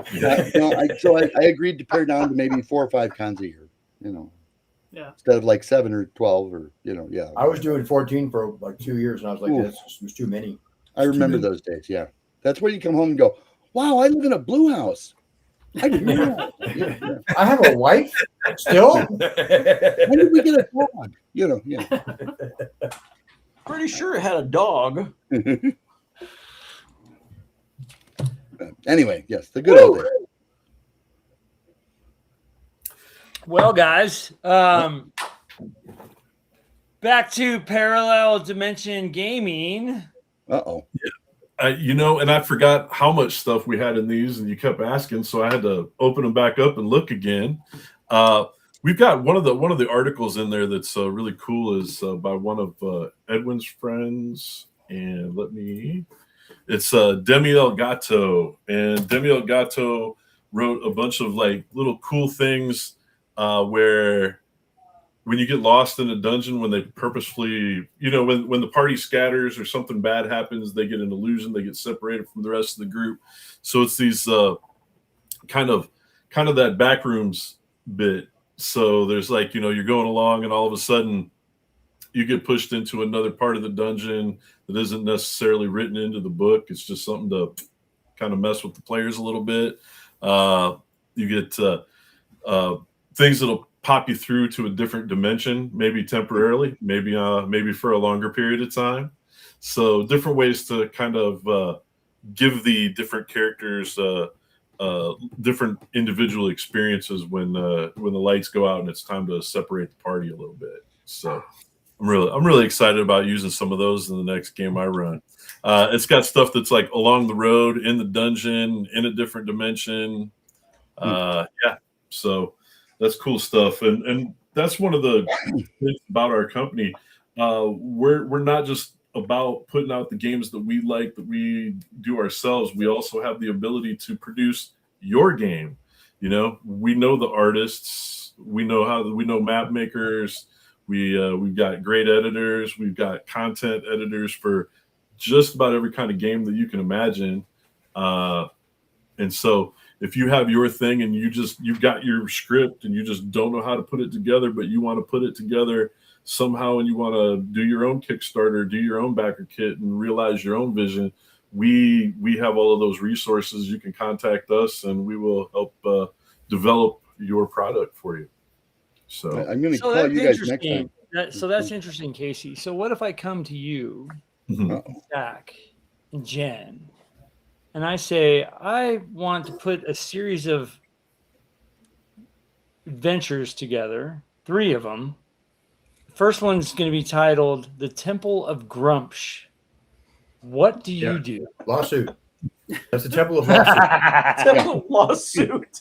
You thought I was the only one who was going to say that, right? No. Yeah. We introduced you to like 3 or 4 attorneys that we know through the business. Someone we like too. Yeah. One of them runs Game Hole, so Chris has been telling me to call it the One-Eyed God, but I can't do it. I can't bear to do that. Alex Well, is a because fearsome people have the wrong attorney, idea by if the you call way. it the one I Yeah, he is. Yeah. No, he is. He's a fearsome. Like he inspires fear in this area. Yeah, Alex is an awesome lawyer. He really is. Yeah. He helped me on a completely non-game related issue that I had. So I don't want to go into car stories. We're not going down the road to car stories. No.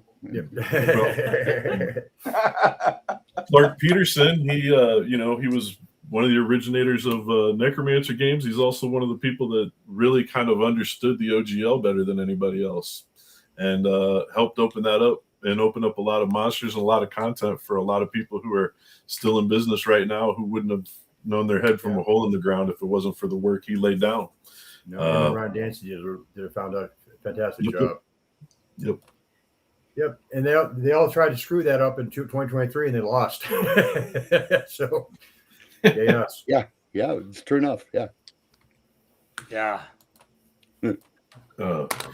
Matt Golden, who's Steve's good buddy from all the way back, and he helped develop the original rules for Castles and Crusades. He's also a pretty weighty lawyer down there in Little Rock. So, yeah, it's good to know those folks. It helps because sometimes gaming gets weird. As you say, you want to call something Grumsh. I was helping out some folks, and they gave me access to their content files, and they were still using like all of the names like Ariok and all kinds of stuff like that in there. And I'm like, yeah, before you get this all boiled down, right? Before you get it boiled down to something that you want to publish, you got to come up with your own names for all of this stuff. Yeah. Well, it's funny. We got used to writing our own spells because back in the day, so to speak, there was no license for anything. Yeah. And if you didn't make up your own monster names and spells, you got a cease and desist. I mean, it was really that's back when they would write the TSR with a dollar sign inside the logo. I remember being using that, seeing that, going, "Oh, it's true." Well, it was hilarious when I started working with Gary because I figured, he's going to get really mad when he sees what I've been doing all these years. And he, of course, was a little bitter about how things ended at TSR for him. So, no, it didn't. It worked out well. It was all right. I can imagine he's a little bit bitter. A little bit, yeah. Steven, what's up? Good to see you, buddy. What's happening, Steven? All right. Okay. I won't say it. I won't say what happens behind the scenes. All right. Don't worry, we can't see There below is the alcohol in the. Okay. He says, "Yeah, I can't. I'm in traffic." Okay. Well, there's traffic in Japan. Yeah, I was there. There is. Yes, there is. And tell Valimar, yes, I believe he's correct. I could confirm that. Yeah. Valimar. I'm surprised it's taking you this right long, here. Dimitri. Yeah, about the judge. Yeah, I don't. That's true. He's a federal judge, and he's a good one. Yeah. I just married my lawyer. That was the cheap way to do it. That was wise. Man. See, I always tell them they're smart. But Zach, be really certain before you marry a lawyer. I'm serious, because if you ever get a divorce, you got nothing. I mean, you walk in, the judge will look at you and say, "If you have any dreams, we're going to want those too." Yeah. Good thing you don't have any of those. I don't. Yeah. Well, you have to sleep to get dreams. Yeah. Sleep is for the weak. Yeah, I'm tired of lawyers. Oh, I'm telling Mars what you said. Oh. Well, I'm not tired of her, but I'm tired of lawyers. Dimitri grabbed a book. What happened? Oh, well, somebody said, is Ariok in the public domain because it's a name of a demon, right? A devil. So I brought out my book that is the Secret Teachings all ages, and there should be something in here about that. I would believe you could win that argument in court, yes, but you'd probably have to go to court. Yeah, and that requires money. No, it requires that you marry your lawyer. Some of us aren't that bold, my friend. Oh, come on, Dimitri. So where would I find a list of terms? Because I know somebody talked about there was a list of things that are copyrighted that you cannot. No. There's a list that are trademarks of the company. Okay, well, whatever. I don't know the difference. Well, there's a big difference between copyright and trademark, is why. Yeah, and that's why you would hire Carol mentioned to help you, because these are complicated problems, and these are things that we've all seen. Is to be able to make those differentiations for you and look at it. We can even just look at a manuscript. I mean, Jeff Hartness, who's our editor, who's amazing, who's edited more books, and he works like for USA Today or something every day editing real news. And so he's seen all this stuff before. And like, if you just need a quick pass, that's somebody that can help you, right? And that's what we were talking about in the beginning was how can we help you? Well, that's how we can do it to make sure you can avoid very terrible landmines like the Temple of Grumsh, which sounds like a fun adventure that I'd be into. But those kinds of things. And so when Casey mentioned that as a business plan, it's one that we have a lot of experience. That's not saying that we make great decisions all the time, but it means we've seen everything and we know a lot of people who've known things. And you have questions. We've made all the mistakes. Answer. We have the phone numbers of people who can answer these questions who you just won't take any call, I guess. I don't know why they wouldn't, but they wouldn't. Right. Actually, I do know the name, a very good IP attorney who is into tabletop. So if you are actually really serious about that, I can get an answer for that. Well, and the other one who's really good that we all know, by the way, is Dave Kenzer. Is actually a quite phenomenal IP attorney. So, but just call it the Temple of Grumpy Umpsh. There you go. See, but then if I did that, then it sounds like it's written by Chris Clark. So most things sound like they're written by Chris Clark. About Chris Clark. Yeah. About Chris Clark. Here's an option you don't want to hear, because the only way to be able to do it and use the actual names that they don't have trademarked or whatever is to just do it on DM's Guild and do it. Never. No. Sorry. There you go. You lost me. You lost me, buddy. He lost me before he started talking because I knew he was going to say. That's what happens when you know someone this long. Yeah. See, because I take the stance of this is my fucking game. You know what I mean? Temple of the Cyclops God. Yeah. So Orc God. Sure, I would get in trouble, but yeah, it's interesting. It's very interesting. Yeah, the Greeks. Yeah, I'd love to see. I keep hearing from people talking about a list of trademarks or whatever. Yes, there's like 12 things you just cannot use, like the Mind Flayer, okay, and the Rust Monster. Yeah, that are on a list that are considered trademark items that are absolutely owned by the D&D IP and whoever happens to own it at any particular point in time. Uh-oh. What about Vecna? Ooh, I think Vecna is on the list, actually. Yeah. I mean, he was in Stranger Things, right? So he must be. But nobody trademarked costs, right? Can we take costs? Maybe. Oh. No. I do it for costs. Nobody. You can do any of these things in the world that go to court over it, and none of them are worth going to court over, frankly. I mean, they really aren't. No. True. Not when you can use cause with a Z instead of an S. And there you go. AHZ. You just use cask, and we can all celebrate the guy we knew. What we can do is we can have a tabletop cruise where we go into international water, and then we can publish it out there. Yeah, that would help you with the lawyer fees, but that was a good idea. Hey, so if you say cost, tabletop cruise, baby, woo woo. If you say cost, you can just say, "Hey, it's a small fishing town in Turkey." Yeah. There you go. Yeah, there you go. There you go.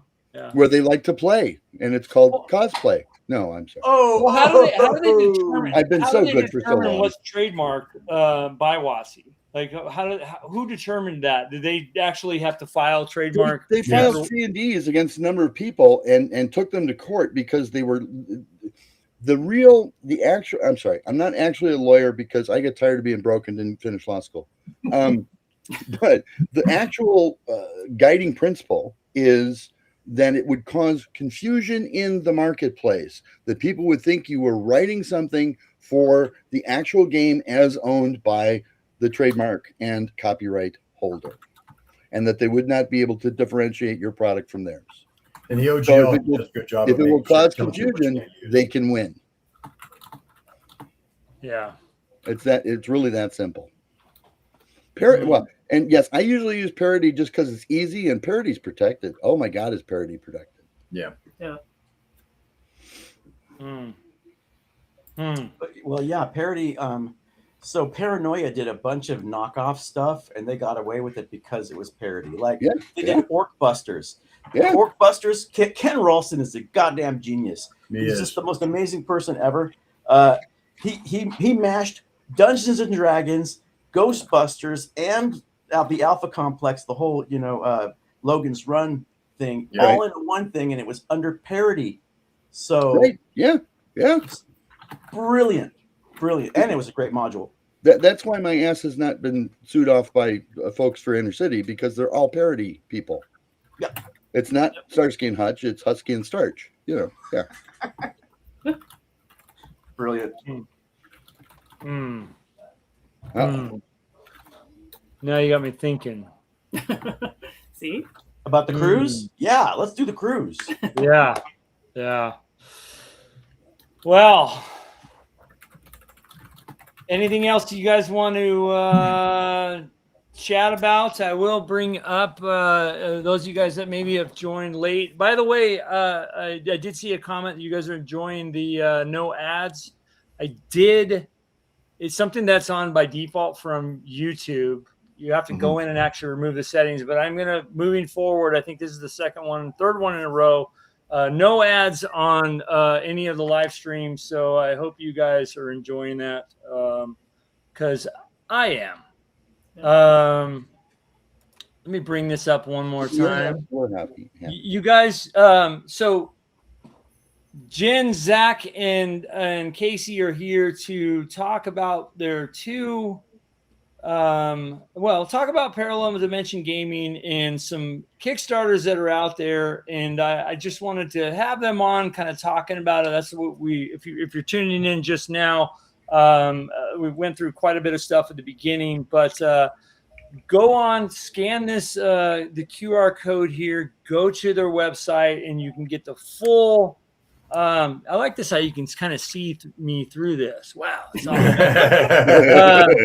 but go on there, over here, go to this QR code, or I'll put it in the chat, and it'll be in the description of the video for those of you guys on the rewatch of this. But go there, check out their company, check out all the projects that they're doing.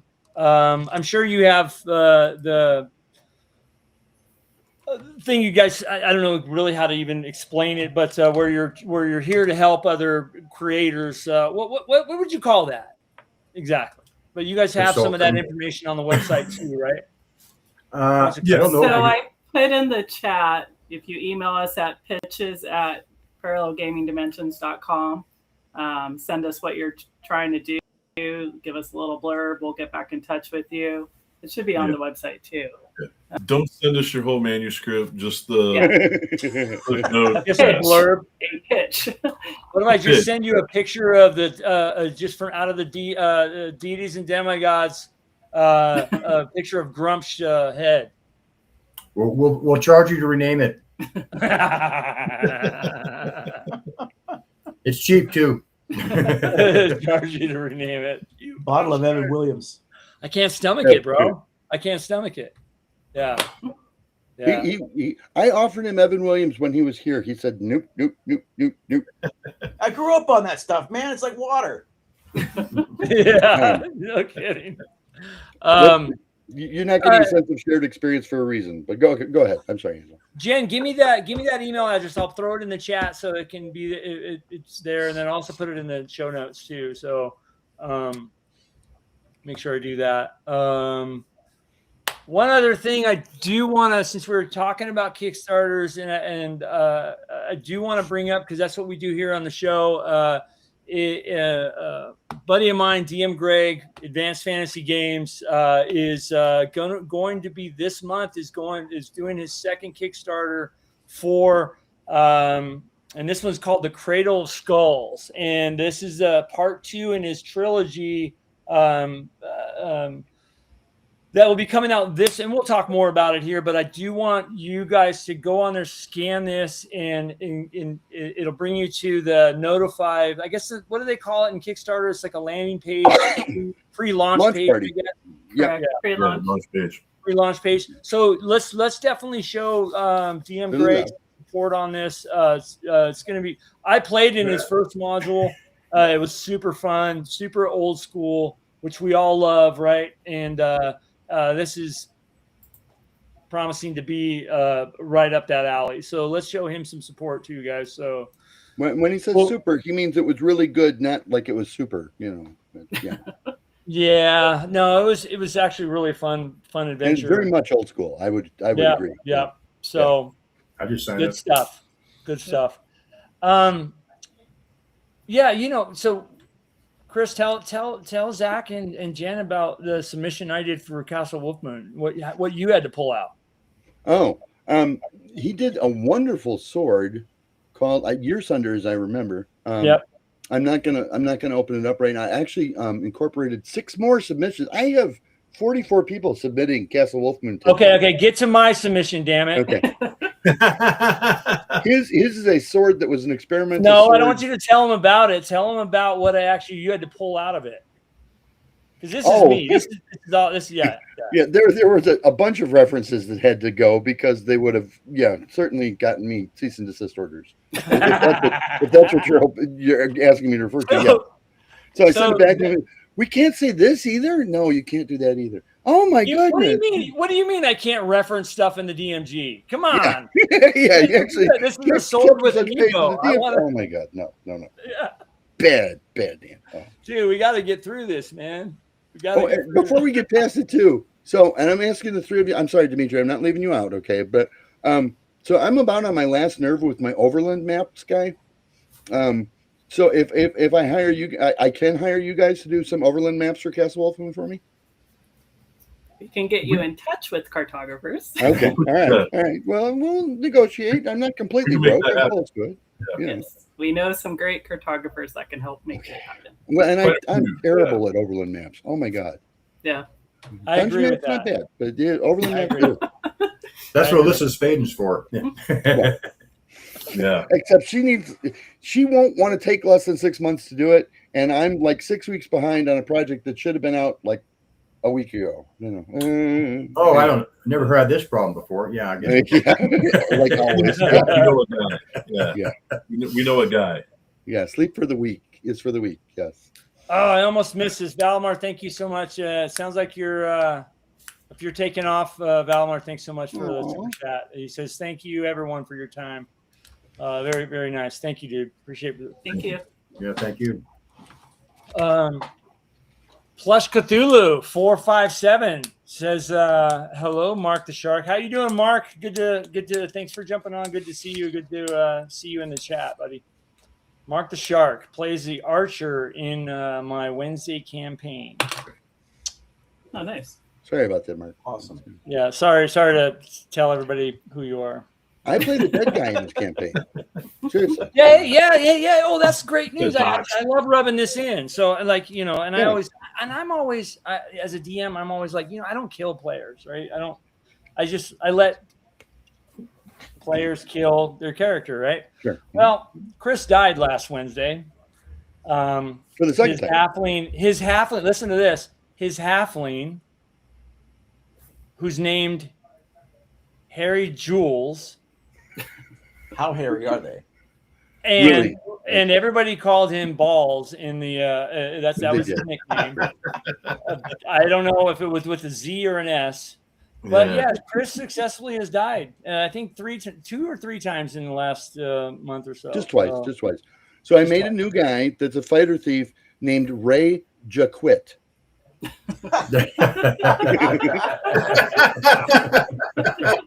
Control F4. I'm not trying to send any message to the GM. Rage or quit. Rage or quit. Yes. And the one Hey. that will follow that is huge organs. So be Hey, ready save for or it. die, man. It happens. Save or It die. happens. And he missed his save. So he I died. did miss my save. Yeah. And was honest about it. That's what I can't believe is that I was honest about it. I mean, you know. Yeah. Do you guys play any games that are I know Zach, you were talking about you have a game you run and I'll ask you guys down here. I don't run it. I want to make it clear I don't run it. I play in it and I show up as often as I can. But no. Oh, got it. Are you guys online or face to face? Yeah, we play online. We play Shadow Dark on Zoom. Oh, nice. Cool. Yeah. Casey, how about you? Are you playing or running anything right now, or currently no? I'm just busy guy, busy writing, busy drawing, everything else. Not live by his computer alone.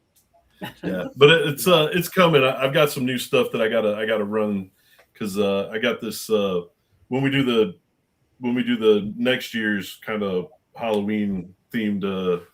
It's going to be a prison that I've been working on for a while, and it's all about when your characters screw up. You know how your players mess up and they end up burning down half the town or whatever. Well, this is the consequence of their actions when they're acting like a bunch of little punk ass kids. So I have a whole prison set up for low level characters for that. And I'm expanding that a little bit, but that'll be one of our next books down the line. My artist kid who did a lot of the work on the Dimension Delvers guide, Artem, he's awesome. He's actually working on a book right now that I can't talk about, but we're really excited about it. It's got a really great premise, and I wish I could talk more about it, but I can't. It's too good. So. Oh, do tell, Casey. I would, but I cannot. Not yet. But when we get more development going, it'll definitely be our next OSC project for sure. It'll be our next OSC project. So there was one I was going to develop that I will never get to, but I think it really fits what you guys are doing. We've all seen the movie The Cube, right? Yeah. Okay, but rather than have a dungeon that works like the cube, add another dimension and call it the Tesseract. Huh? No. Okay. That just confuse everybody, like me. Well, yes, that would be the way home if you were in the same time dimension. Oh, No. Who did that dragon article about the Tesseract? Let me see if I have it. I know it was reprinted in Best of Dragon. It wasn't Tim Kask, because until recently he kept telling me that he could not write sci-fi. Yeah, he was convinced he couldn't write sci-fi. He wrote great sci-fi. Tim was lying. Dimitri, what about you? Are you running or playing in anything? I'm just developing the last scenario for my Call of Cthulhu Border campaign source book, and that one will probably debut at Gamehole in a private room somewhere, and then I'll hone it down and I'll debut it sometime next year, probably at Gygax or earlier if I can get it out there, and then by the time North Texas rolls around, I'll have a lot of feedback under my belt for it, and then I'll be contacting Casey about getting that book published because I'll have all the stuff under my belt that I need. Until then, I'm just doing some play testing with Chaosium and some other folks, and just loving life here in the Midwest. Love it. Yeah, and as soon as you said behind closed doors, or is that what your words were? That's what went in my mind. Yes, it was behind the green door. Yeah, I translated the green door. For all you old folks. Behind the green That's door. only cool when you're young. Now you're showing your age. Is that a Saturday morning cartoon Behind the Green Door? That was my favorite Saturday morning cartoon. Dad, can I watch Behind the Green Door again? 1, 2, 3, 4, 5, 6, 7, 8, 9, 10, 11, 12. That's what's behind there, but that's not. Got him. I haven't had Dimitri over for fishing yet, but don't feel bad, Dimitri. I haven't gone fishing yet. I went a couple. I know you weeks got ago. a lot on your plate, man. I mean, since that emergency happened, I figured that a lot of things got derailed. So yes, they did. Yeah. But I do want to go fishing. I do too. I want to get me a nice muskie. You guys live in the spot for the good fish too. Yeah, Well, northern, I don't know about muskie in that river. I mean, most of the river is about like calf deep. And okay. I was Yeah, amazed it's to find pretty- northern pike in yeah. that river. So There's Don't pike fish in there? Arizona. Oh man, those I'm are going to tell you fighters. that right now. Stay where you are. Don't fish here. It's not worth it. don't be around the boat, Zach. Say what you And do. trout. Stocked trout. Yeah. Sand trout. That's how you get a shy halud. That's right. I Hulu. you know, I know what that means. Yeah. And tree bass, right? You know, that's when you hook the God, tree in. is the legend. Well, what's a brown trout? It's peeking out. Actually, there is such a thing. The reason why I brought up behind the closed doors, not the green. I mean, you sickos about the green door. Okay. That was Casey. Yeah, that was Thank Casey. you, Bellamere. Freaking sicko. Leave him alone. Yeah, this guy right here. Yeah. Spotlight Dimitri, dance. is it anything like Strategicon back in the 90s? The crazy. Oh, the I shit mean, we used to tell, do. Tell the crew on here We- about we some of the games we used to have back in the day. So back in the West Coast, we used to just own these cons. We would find a room that was empty, like around midnight, and then just have a massive party in there while we were playing some random module. Like I'd pull out Tomb of the Lizard King, and I know everybody knows the fucking script, but we would just roll off of it and go off the script on that. And we're sitting there with bottles on the table, and people are passing out. People are puking in the corners and stuff like that. Bottles are being broken on the ground, and we're just rolling dice and having fun. And before you know it, it's like, hey, is that the friggin' sun coming up? Oh, we got to run because the convention organizers will find us in here and we'll get busted and banned and everything. So yeah, we were it's always all Dimitri's fault too, by the way. It really was. Yeah. It really was. It was because I I had been going to that con since I was 15 back in 85. And we used to smuggle beers in our backpacks and stuff. And we were like pounding them in the hallways and in stairwells and stuff before we went into our games. And sometimes we were running our games. Sometimes we were running like RPGA events and stuff like that. But we were drunk off our butts. We're the only one ever, too. Yeah. Yeah, exactly. Yeah, just us. Yeah. Never Alan Hammock. Yeah. He's actually an upstanding person. We should not compare ourselves to him. Yes, never Alan Hammock. Yeah. No, but I think that's where I don't know that I wouldn't say that it got coined, but the Gonzo game is kind of what we labeled them that we were going to do every con, and it was you can't go backwards. Those were the days. Yeah, well, no, actually, I did because at Gamehole about 2 years ago, I was running one of my border games in a complete blackout, and the reason I know it is because Seth Skorkowski came up to me at Chaosium Con and said, "Hey, Dimitri, that was a really great Call of Cthulhu game you're running, but I think you might have been a little buzzed." And I'm like, "Really? I don't remember. Well, tell me more about it." And he's like, "What?" And so I had actually. No, you don't want to know that. And you should just say liar right before you talk. Exactly. Now I know. That's my professional advice to you. Thank you. It's something I read on the Minecraft card. Minecraft. But I ran a game in a complete blackout at Gamehole with a bunch of people, with no character sheets, with no dice, with no books, all prompts, and all just moving. That sounds like Strategicon in the 90s. That's what I do. That's what I do. I'm the master of the improv event. And then, of course, the game would stop sometime because somebody passed out or he passed out. Mario. Mario was always falling out. Yeah, Mario. Yeah. God, I miss that dude. Me too. Man. Me too. He was a brother. He was a real brother. I just remember you running Village of Hommlet at his house at his coffee table, brand new copy of it. I think it was from maybe it wasn't the Village one, but it was a green. It was a green one. It was the fold out of I think it was actually Temple of Metal and Evil map of it. It was a fold out map, and somebody just dropped Coca-Cola or a beer or something all across it. And you should have seen this dude's face, man. You know, I mean. Yeah, it was bad for about 2 minutes, and then we all kind of regrouped, and yeah. I mean, dude, all my stuff stained. All my Yeah. stuff's ripped, played. All my stuff's bagged and boarded, man. Oh, look at this guy. What the I'm not hell? even kidding. I'm not What the even hell is kidding. wrong All my with stuff you? up there is bagged and boarded. Yeah, no. Oh, And in magazine boxes, you know, I mean, like I take. I care mean, of I it. get it. All my dragons are in that too, but I pull them out and do this with them, and they're- I have so many dragons. I tear out the ads and I put them on my refrigerator. I have that one. With the, Ah, That's cool. I have that one with the loose cover at work that a kid brought in for me. That exact same one. Yeah. Yep. Oh man, I love love that of one. my life, Lady Oh, Valshea. I love that one. Mm. Clyde, yeah. You didn't read that one.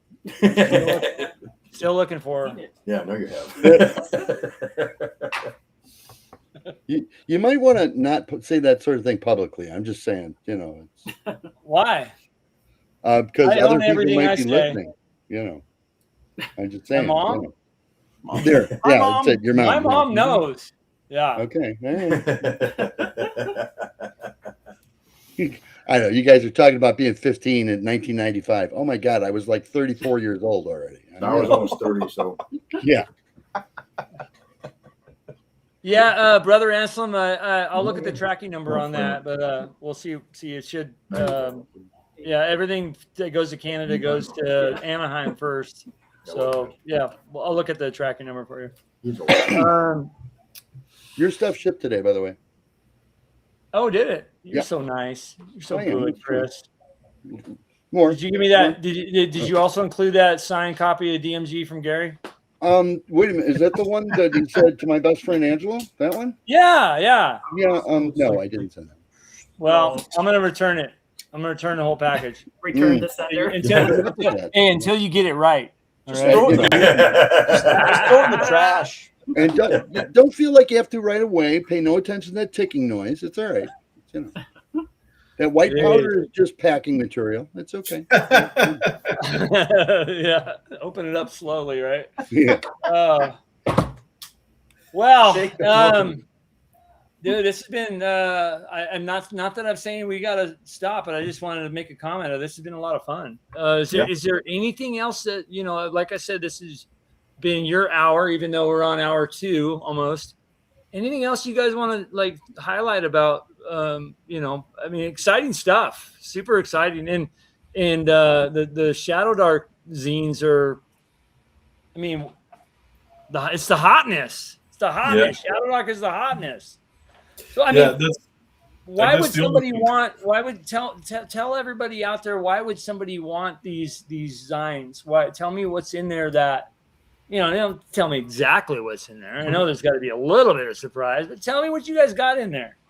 Well, I mean, let me just say this, and it's in you always say no disrespect, and then you're going to totally disrespect a whole bunch of people. Okay, hang on. Let's do this. Let's hang on. Respect. Okay, let's get rid of him. All right. Got him. There he is. Just joking. Meaning no disrespect. No, our content is really, really well organized. It's well thought out. It's designed with the game master who wants to run a really fun, engaging one-off in mind, so that there's all the different ways that a party of players can try to derail your adventure. Oh, yeah. So it's got ways to kind of put the brakes on the derailing, to get them exploring, to get them discovering new things, and hopefully hooping, hollering, and screaming at the table because they're scared out of their minds and having the time of their life, But organizationally speaking, detail oriented. A lot of the stuff I see from Shadow Dark coming out, it's a lot of the 1-line, 2-line stuff like you used to get out of old Judges Guild, which is fine. And it's fine if you're an experienced game master and that's your thing and that's what you do. Yeah. I worked on a lot of that stuff. But if you just got a 1-liner and you're not one of those people that's good at thinking on your feet, or you don't know, you need to know more of the backstory. You need to know. Or you're old and don't feel like it. Yeah, where you don't feel like Zach? So that's got it. a hallmark to all of our stuff is we're gonna give you all the stuff right there in the package that's gonna help you run the thing and do it justice for your table and your players, so that they're gonna have a great time. And I know that not all of the stuff I've seen is that way. It's a lot of the stuff I've seen is relying on the fantastic artwork. And so we're not copying that artwork style specifically because we are creating an artwork style that is product specific to what the product is themed for. Absolutely. You know, so you're going to get different art with every book, you know, that we do. Yeah. Plus, between Edwin and Jeff Hartness, our editor, I guarantee you that the errors in there are approach zero. The chance is not zero, but they approach zero because they're both very detail oriented and they care very greatly about how the product is received and that you don't get distracted by errors and that kind of stuff. So you're going to get a solid product by people who really do care about things like details, and that's not my part. So, well, seeing one of those zines across the room, you immediately know what it is. Absolutely, there is branding all the way through that whole system that is unique to your line. It really is. Thank you. Well, yeah, you know, that's really you Casey. You bring up a good point because I get asked these questions a lot, or see this on forums, or you know, you just see it out there. It's like you hear a lot of, "What do I do?" You see, the style of DM I like the smaller. You know what I mean?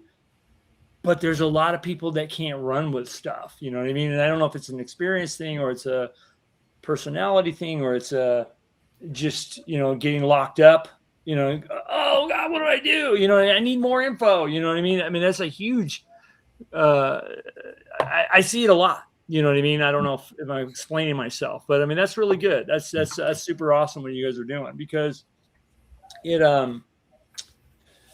you know, not everybody's able to just roll, you know, run with stuff there, you know, like run with one word and go for, you know, am I making sense, guys? No, you are. Yeah. Everybody in here is a great game master. Every one of us, great game master. I've watched you guys run, or I've played with you, or you've played with me. Everyone in here, absolutely great game master. Well, there's a lot of experience here. Yeah. Yeah.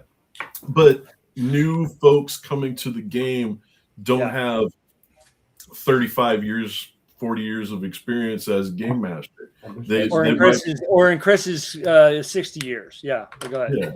Yeah. Yeah. They might be picking up the game for the first time. They're scared. I watch kids when I work, you know, in my day job who are like, I'm going to play my very first face-to-face in-person game for the first time.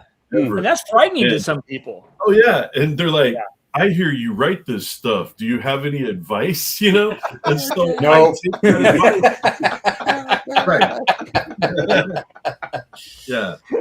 You know, that's a great, you're bringing, I hope I didn't cut you off, but that's a great question that I would love to hear. Because I have a very specific thing that I go to when people ask me that very exact question. And I'd love to hear from all you guys what you would say in that situation if somebody came up to you that is asking that, or is fearful like that, because there's fear involved in there. You know, it's fear. Well, I'm not going to be good enough. It's going to suck and blah blah blah. You know, that kind of stuff. And man, I always just tell the person, like, just get out there and do it, man. It's like riding a bike. You know, and just get out there and do it, and you're not going to suck. I always tell new players that you will do things that people won't expect that will make the game better for everybody. Yeah. So what you're reticent about, what you're nervous about, is going to make the game even better. I promise you, because when you have people who've been playing for decades and someone new shows up, cool things happen 99% of the time. I mean, seriously. So I always tell people, like, you're going to make it better for everybody else. You're being there is better for us. And I think that also helps because, one, I'm right, but two is because they realize that I'm right pretty early on. I think that helps. That advice helps people feel good about it because they know that people actually, and I think as a community, we are really good about that. And we do like new players. We do like players who aren't experienced. And and I think that that's what makes it a great hobby. And I think that what they bring as new players makes the hobby fun. So. Yeah, that's a great answer. Yep. What about whoever else hasn't said anything? Next. Jim. If you're having fun as a GM, your players are going to have fun. So you just got to get out there and try it, And even if you're a seasoned GM, your players can take you a whole different route. Oh my God, I love it that you said that. Yeah. So you're like, okay, I thought we were going to go this way tonight, but nope, they just threw you the other direction. Oh my God. And you just go with it, and that's what makes it fun. Just have fun. Yeah, that is why. And I don't want to get too down the road of this, but that's why I prep the way I do, because I know they're not going to go this route. You know what I mean? I prep certain things that I know I can just run with.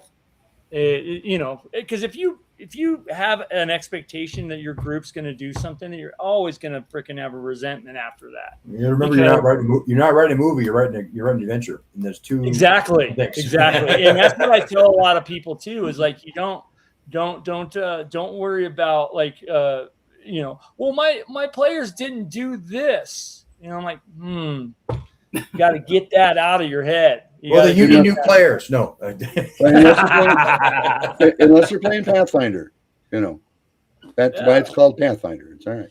Angelo, I can add to that because please do. Dimitri. Plush Cthulhu asked, it's kind of like being a good actor, and there is. I studied performance art in college, so I have a little acting experience. All my acting teachers told me that I was a really bad actor, so I knew that I had to stay on tabletop. Because that's where all good bad actors go to die. That Renaissance fairs. But adding to what Jen said, it is absolutely true that you have to be the one having fun as a game master. Yeah. Because you cue your players for what's to expect, right? And if you're not having fun doing what you love to do, which I hope it's running games, then they're not going to have fun either. And to add to that, you as the game master have to be the first person to take a risk and show them that you can be vulnerable at the table and it's okay. Yeah. This is a safe place for you to dump whatever in your head and let me be the arbiter of sorting out what's appropriate and what's not. And if there's something that we need to talk about, we'll talk about it to the side and then we'll come back. But take those chances and be impulsive and don't sit on your friggin' hands. That's the thing I hate the most. And when I'm running games at cons, I have things where it's paced. There will be timed certain events fire at certain times because I don't want players sitting on their hands. Now sometimes I get a game with Alyssa and Guppy and a bunch of other guys who have been playing for something years. And it's like, I don't have to run that table. I just sit there and arbitrate and they run the game. And that's the most fun I ever have is watching them do the thing. And I just tell them what happens.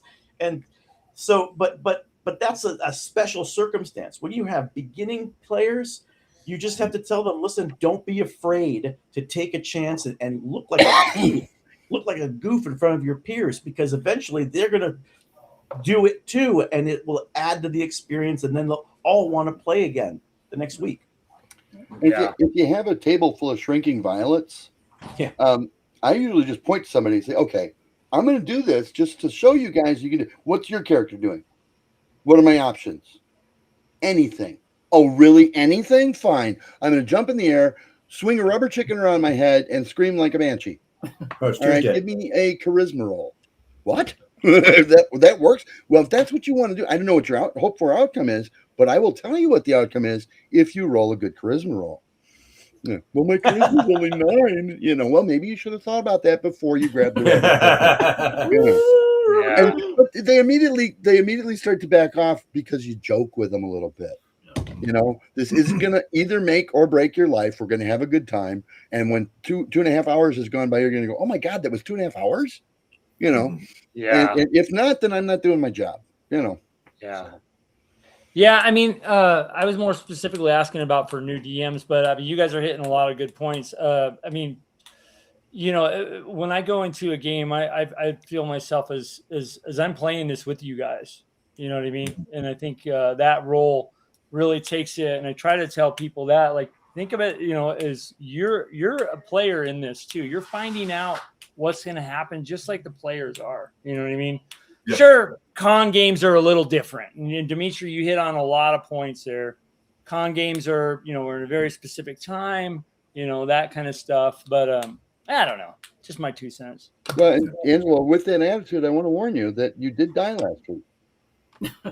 No, I know. Yeah, I was okay, very all right. hurt. I was very, very hurt that. Well, that's what happens before you die. Is you get very hurt and then you die. Yeah. I was very sad in that you know, the halfling, first level halfling thief. I never got to leave one of the calling cards. Yeah. Let me finish. The first level halfling thief, Harry Balls was his name. Who always finishes first. Yeah. I'm so sorry. Yes. It's very fun when Chris, when you die in my game. I just want to say that. And that's okay. I'm having a good time too. Don't. And I'm seeing a pattern too. I don't know what's going on. It's well, not all good for, no, it was good for the group. It's not me. Yeah. I wasn't going to send those guys back to town with no treasure. And I think they were really happy when they did the funeral pyre for you. So they did. It's yeah, true. Yeah. Because they didn't want to see him come back. Yeah. That was the thing. We can bring him and get him raised dead. We might have enough money. They were no, let's burn him. Let's burn him here. They're all looking forward to Ray. It's okay. It's all right. We have 1,500 gold. Yeah. You guys might have had enough. I don't know. Yeah. I was like, as a DM, like, oh, they're burning him. Oh, whew, thank God. Whew, thank goodness. I don't. When did I last throw you a curveball as a player? Come on, good players don't throw you curveballs. Every 5 minutes of a game that we Okay. play. Yeah. Imagine DMing Chris, you guys, on a campaign that we've been doing for years and years and years. The slapstick comedy doesn't stop. That's why we all love Chris. The command. Do you want to know? You want to know why? Because Chris cannot turn it off. It's So I just roll with it. I checked. There's no switch. There's no switch. Yeah. It's like game The of command Mel spell was awesome. Come on. Yeah. I mean, that one's still being talked about today. So. All right, you guys. Well, do we want to? We're at the 2-hour mark. Do we want to start winding down? Do we want to hit anything we haven't hit, or what are you guys thinking? I think I could go another 3 hours. So I should actually bow out because I still have Jim Wampler's submission to get into the text tonight. So yes. Oh, good old GM. Good old Jim. We love him. We do. Good old GM. DCOM 9994. Chris is a hilarious player. You should probably put 3 exclamation points after that. Deacon loves me. You see, there are those who appreciate my wisdom. What can I say? Yeah. And I'm sorry for those who weren't aware. The command spell kerfluffle was because when I use a command spell with my now dead priest who died before my thief, the command was strip. Yeah. I think he's made half of Greyhawk take their clothes off. Yeah, it was awesome. And that's the thing. Your opponent is going to come back next round, be really upset with you because you made them take their clothes off. But they no longer have weapons in their hand. They no longer have spell components at their belt, because they're partially naked. Yeah. So, it's good stuff. It's good stuff. Yeah. Anyway. You could be fancier and call you disrobe. I did that the first time, and a number of the other players were like, what does that word mean? And so strip. They obviously don't read modern fantasy. Anyway. Well, and the really scary part, Zach, was one of the players that said, what does that mean? Was Angelo. So, Wow. Wow. What was it? I'm sorry. I was practicing my ignore Chris thing again. What did you be happy about that? Nothing important, Angelo. Okay, good. That's kind of how it goes. Uh-oh. Dog alert. Somebody's at the front door. Or somebody just ran the dog over the lawnmower. I mean, oh my goodness. That's the second one this week. All right. Well, hey guys, let's kind of close it down. We'll start with you. We'll start with you, Casey. Just why don't you bring us out, and then I'll kind of bring it in here for some other stuff. Jen Glazer does. Jen Glazer from the audience says, "Thank you, everyone. We appreciate Angelo having us to introduce Parallel Dimension Gaming." Well, thank you so much, Jen. You're the best. Oh wait, it's the same Jen that's on with us. Okay, there we go. Yeah. It's okay. Yeah, dog's fine. Yeah, DMRX says FedEx is the bane of my dogs. Dude, our neighbors' dogs, they don't bark at anything but the UPS truck and FedEx. That's literally the only thing that they bark at. So the Amazon showed up. Yep. Yeah. There you go. Yeah. All right. Well, Casey, take us out. What do you any parting words? Hey, if you're into Shadow Dark, check out our Parallel Shadows line from Parallel Dimension Gaming.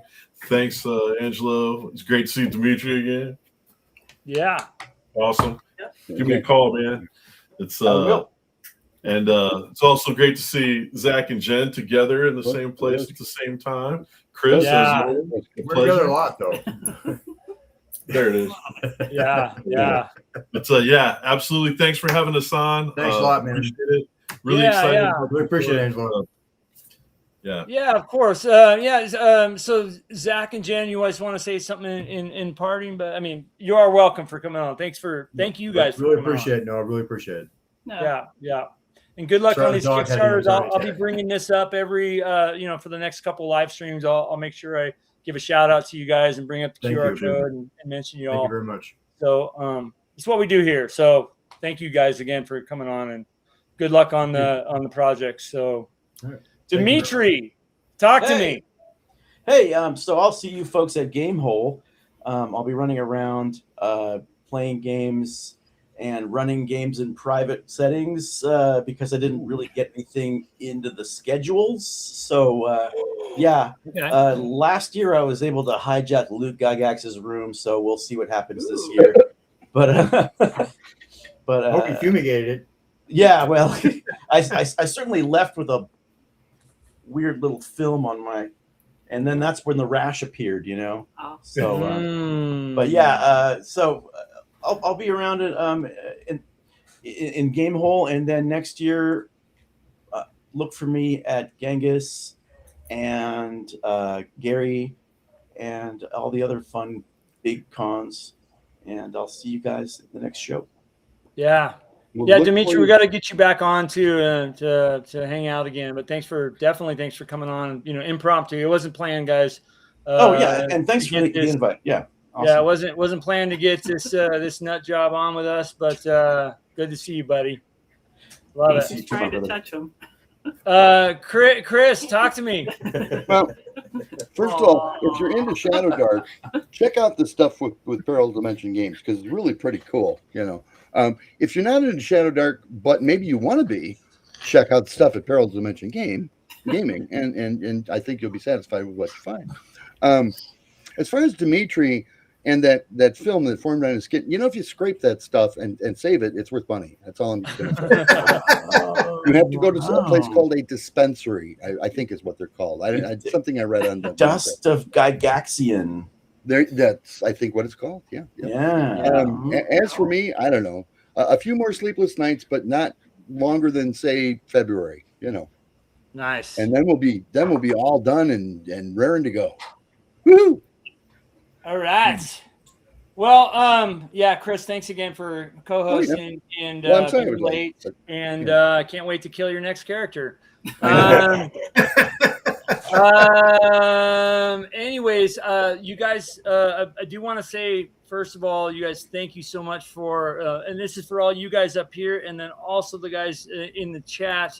Thank you guys for all the banter in the chat. We love it. We love all the comments. We love all the back and forth. You guys are the best community out there. I will also say, tune in tomorrow night for Greyhawk Grognard, myself, and Tenkar as we tackle our subject tomorrow night on our Sunday night with a K special, which we do every other week. So you'll see us there.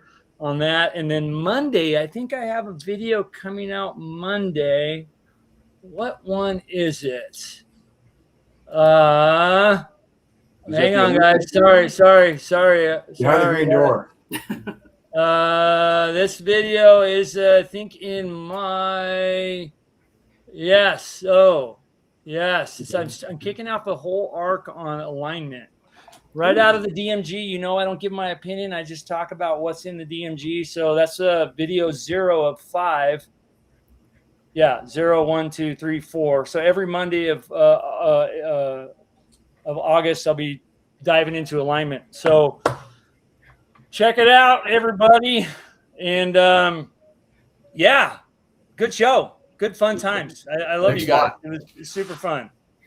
So yeah, that was what was that in the background? Woo! All right, you guys take care. We're gonna sign off. Adios, muchachos.